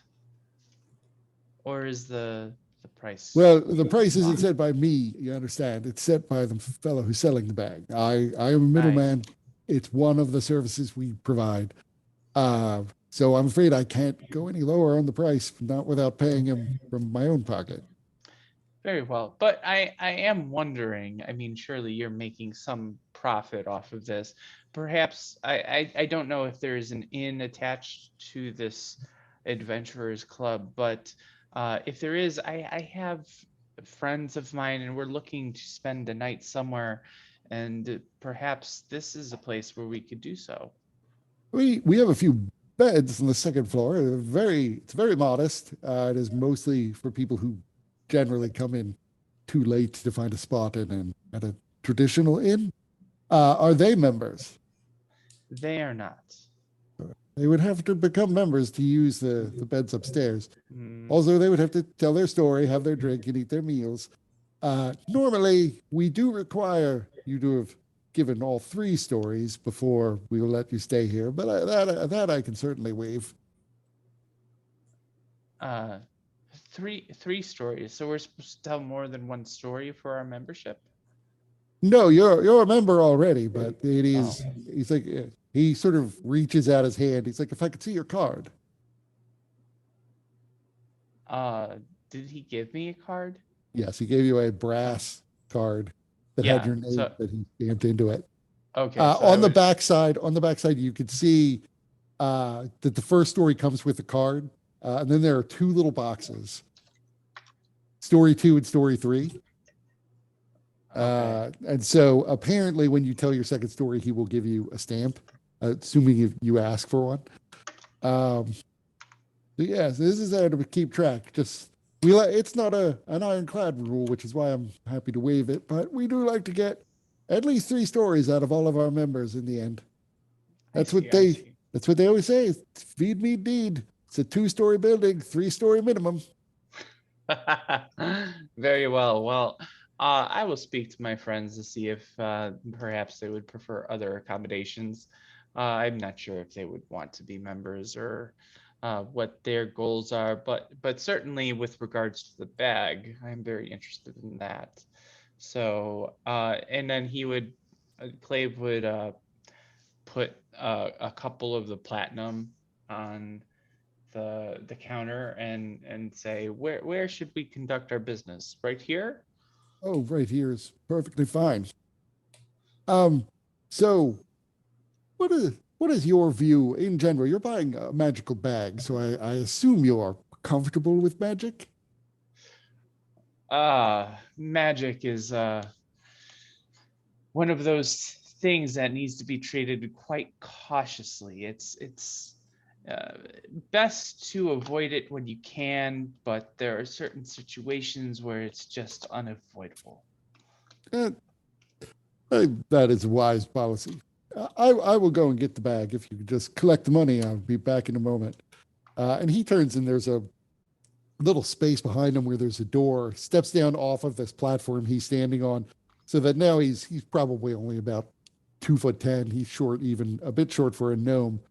And he goes through this gnome-sized door in the back that doesn't even seem to have a lock. It just sort of swings. So he pushes it open and it swings in and it swings out. And as it's swinging out, he immediately has turned around and comes back up to you. But now he has a bag in his hand. So there was not even a split second between when he went through that door and when he seemed to reverse direction, almost like he teleported. And he gets back up onto his stool and hoists this bag up. It is heavy for one of these things, but like I said, it has twice the normal capacity, so also twice the normal weight. Do you mind if I hold it just to see? It does need to fit my needs after all. Obviously, feel free. So as Clay holds it, like about how heavy does it appear? It weighs about 30 pounds. 30 pounds. Okay, that's not too bad. It's just an extra sized. It's a double-sized bag of holding, but it's double the weight. Bag of extra. And holding. there is nothing about dumping things out is everything appears on top. It's just, it takes an action to find any item that's in the bag. Okay. So yeah, some sort of hook might be in order. Yeah. We'll You figure need one that of out those. along You need the one of way. those reacher grabbers. Yeah. I don't know how curious Clave would be about whether that guy just teleported or not. Well, I mean, actually, Clave, hey, go ahead and give me an Arcana check. I assume Aurelia's not with you. oof. You know what? I'm gonna use an action point on that one.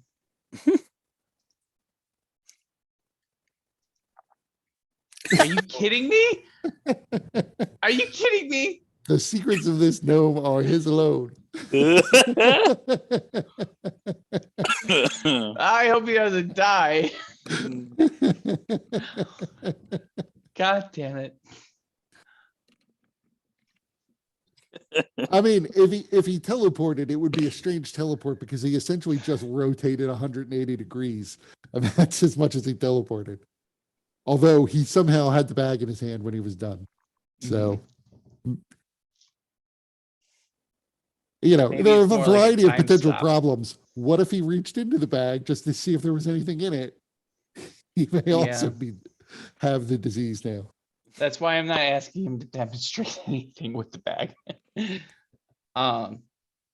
So Clave would count out the coin and slide it over across the counter.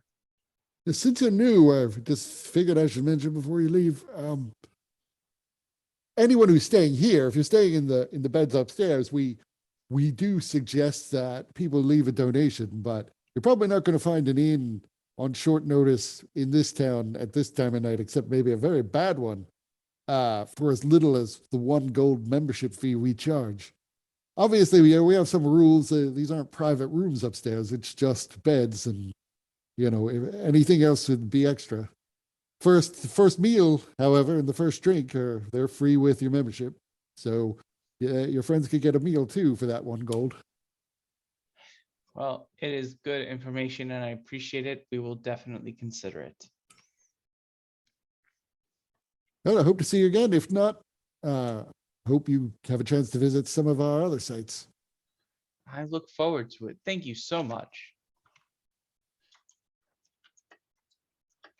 And then Glaive would take his leave.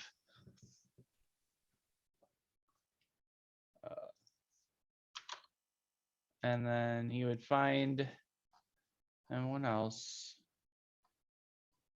and hold it up and he'd say, here it is.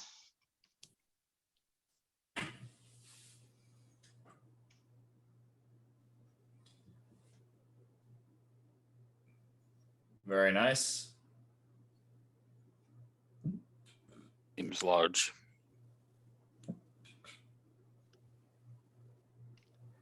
Well, it should prove helpful. For example, your bag of gems and your mummy.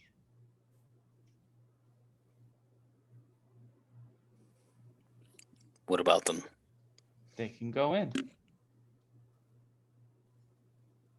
And then we don't have to worry about people wondering, hey, why's that guy got a mummy?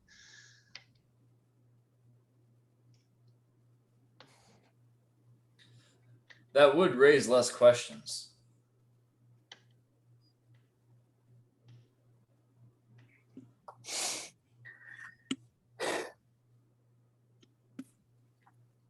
How do you?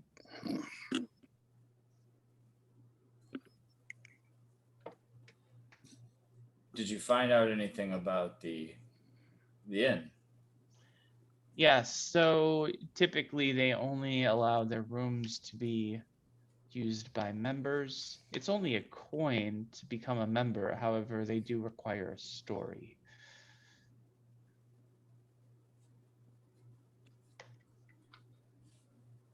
Kind of story. A story of some adventure that you've been on. Some tall tale of your past experiences as an adventurer. It is an adventurer's club after all.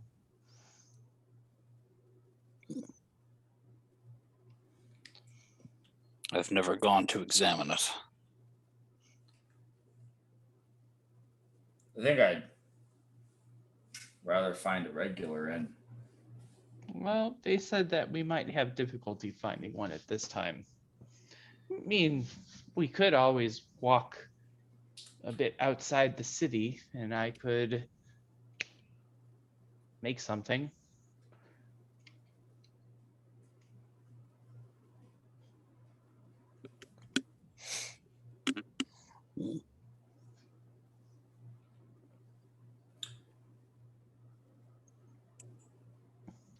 Can always try our luck.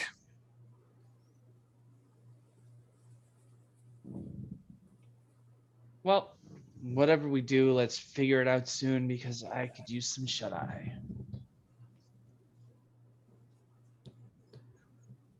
Let's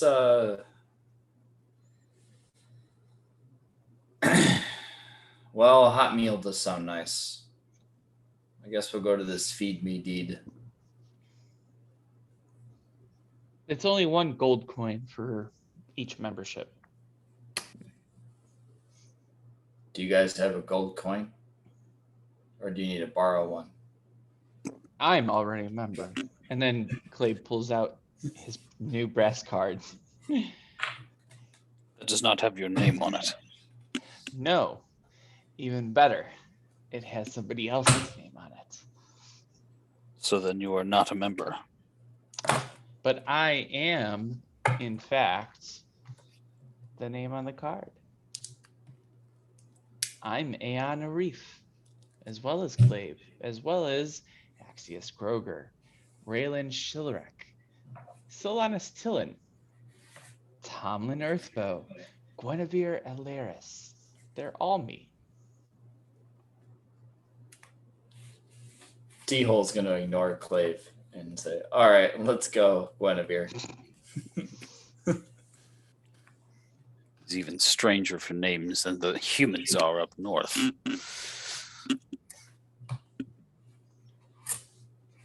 Just nodding. some introducing themselves with 6 names. Outrageous. You require only 1 name. Don't be jealous. Don't be jealous that you can't change who you are as easily as I can change my shirt. Why would I need to change myself? It's very liberating. I'm sure if you had the opportunity, you would enjoy it.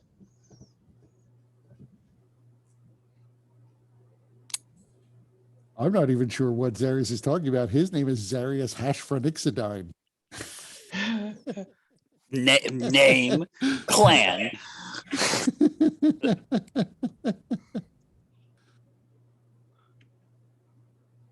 Technically, it's of clan, but it's just easier for these people if I just take that part out. So shall we head over? I don't see why not. And then I will create the coin for tomorrow, and then we will just need to have to be quick about it. Do the deed and get out as quickly as possible. So you head into the Feed Me deed. It was reasonably crowded when Clave was there earlier. It is more crowded now that it's getting into the evening. And the bartender sees Clave and waves to him and motions him over. I assume these are all your friends. Yes, they are. And So, are you all interested in becoming members? I suppose I could use a and meal. remember that you guys do not look like yourselves. Could use a meal. The first meal and the first drink come with the membership. You'll have to pay for the other ones, otherwise we generally run like a normal tavern. You'll find that our food and our drink are relatively modest. We don't consider ourselves to be a normal tavern. You're mostly joining so that you can get access to the company. We provide other services too. If you need some sort of special equipment, we can definitely put the word out and see if we can locate it for you. If you need to sell some equipment, we can take possession of it and essentially hold it, looking for a buyer and let people know that it's out there. You know, generally what adventurers might want with the treasure that they find that they can't otherwise use directly or find a buyer for on their own. So it is 1 gold piece for each of you to join. I'll need to know your names and I will prepare your membership cards.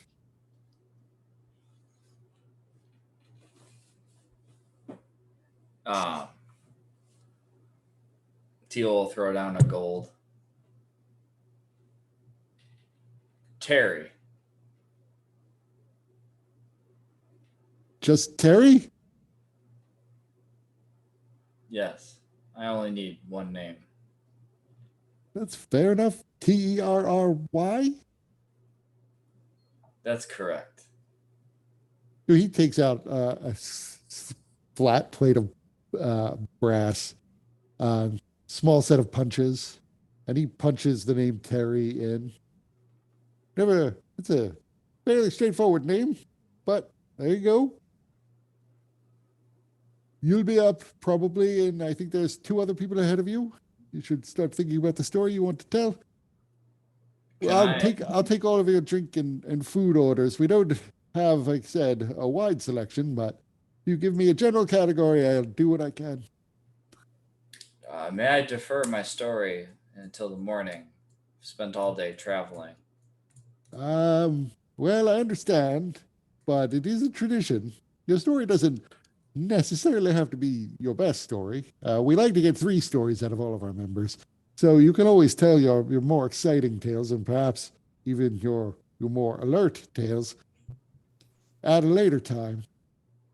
If it's a huge burden on you, I will let it pass, but, well, we do generally assume that the card is given out with the first story, so a little bit of a bookkeeping issue. What do you Doesn't do have with to be the a lot. stories? That's what we do. This is an adventurers club. We entertain our guests with the stories of our other guests. I'm looking around to see if they're selling anything like a zine or a pamphlet or something. I Zine. mean, yeah, there's not really like literature for sale that you can see. Okay, I'm leery because I don't want to tell my story and then accidentally have like signed it away and then never be able to tell it again and then get like sued every time I try to tell it. So this guy's kind of shifty. Yeah, there's no sense of copyright, so it is Okay, absolutely good. possible that people will repurpose parts of your story for their own uses in other Okay. stories. Just as long as I can tell it. Right, but you'll still be able to tell it. Okay, good.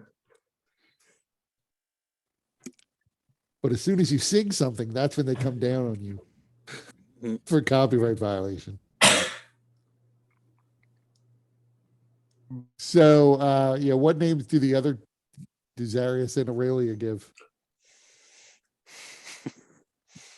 Lucia Rosa.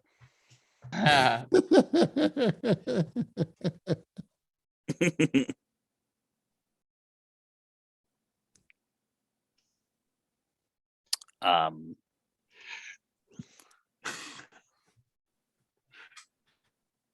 I feel like I don't know. Hold on. Dagger face. No. Instinctually, I want to say that my name is Clave.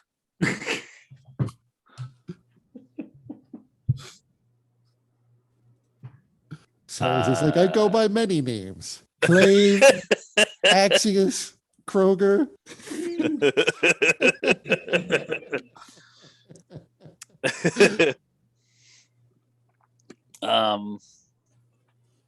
Yeah, you know what? Clave it is.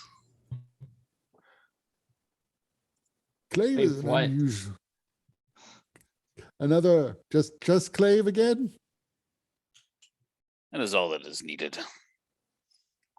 That is CLAYVE. Sure, CLAVE. that one. So he thinks of Clave a gives couple. Zarius a dirty look. So yeah, he punches out Clave. You realize he maybe he didn't hear you. Maybe he's just really old. But he actually spelled it like glaive, but with a C, so there's an I in there. Sure. I don't care. Lucirosa, he said it's an imperial name, isn't it? High Imperial. Means light bringer, something like that. Sure.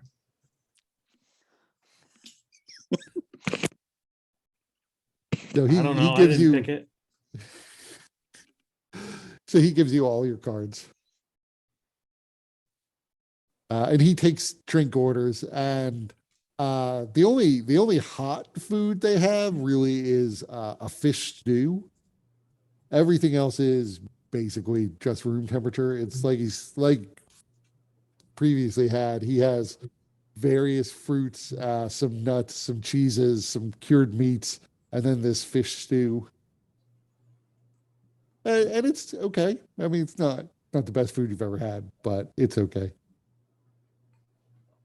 Okay. So So- I watch everybody eat first before I taste my food. How's everybody looking? Everybody okay? so we can hold it there. Okay. You can all think about what stories you want to tell. You don't have to actually tell them, but I'm curious as to whether or not you're going to invent something or tell actual stories from your actual past. All right. And we'll start there next time. Tell a story.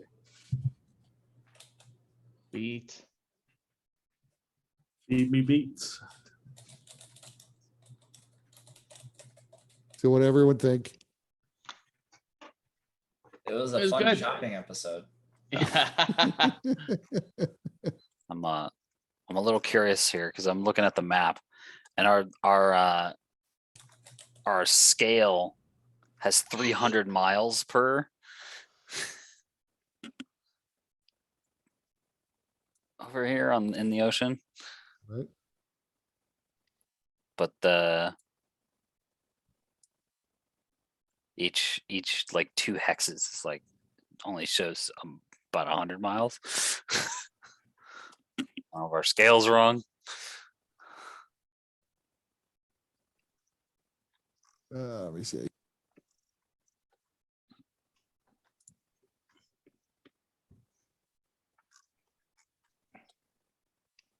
Yeah, so the 300-mile scale is off. I was like, did we just cheat the system or? I mean, it doesn't necessarily matter, but yeah, that scale I probably messed up the scaling on the map at some point. Hmm. But whatever, we'll keep with the scale. I have no idea how long it's been wrong. Right. I don't know either.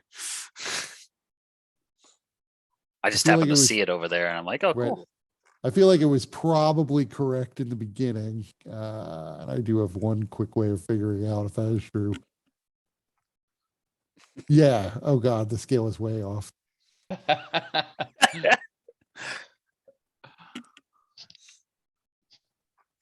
It's supposed to be more than. Yep. Oh yeah, it should have taken us a couple more days to get to where we are.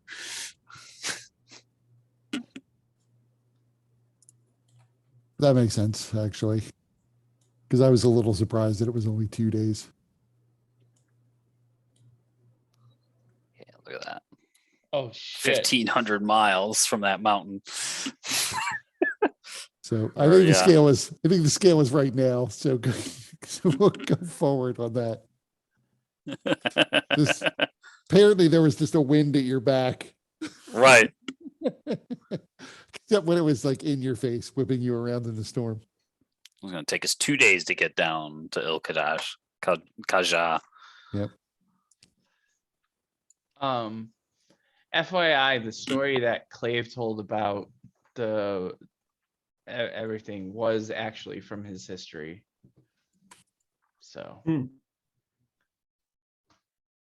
I thought about, telling the story of how I left my village, but then it might become apparent that I'm Dragonborn.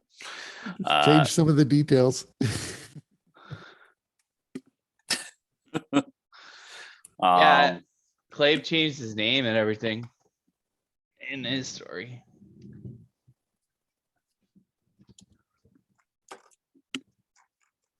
He'll just think of something else. I mean, the good news is if you tell one of your actual adventuring stories, no one will say like, you just stole that from that picture book, because none of the stories in the picture book match any of your actual deeds.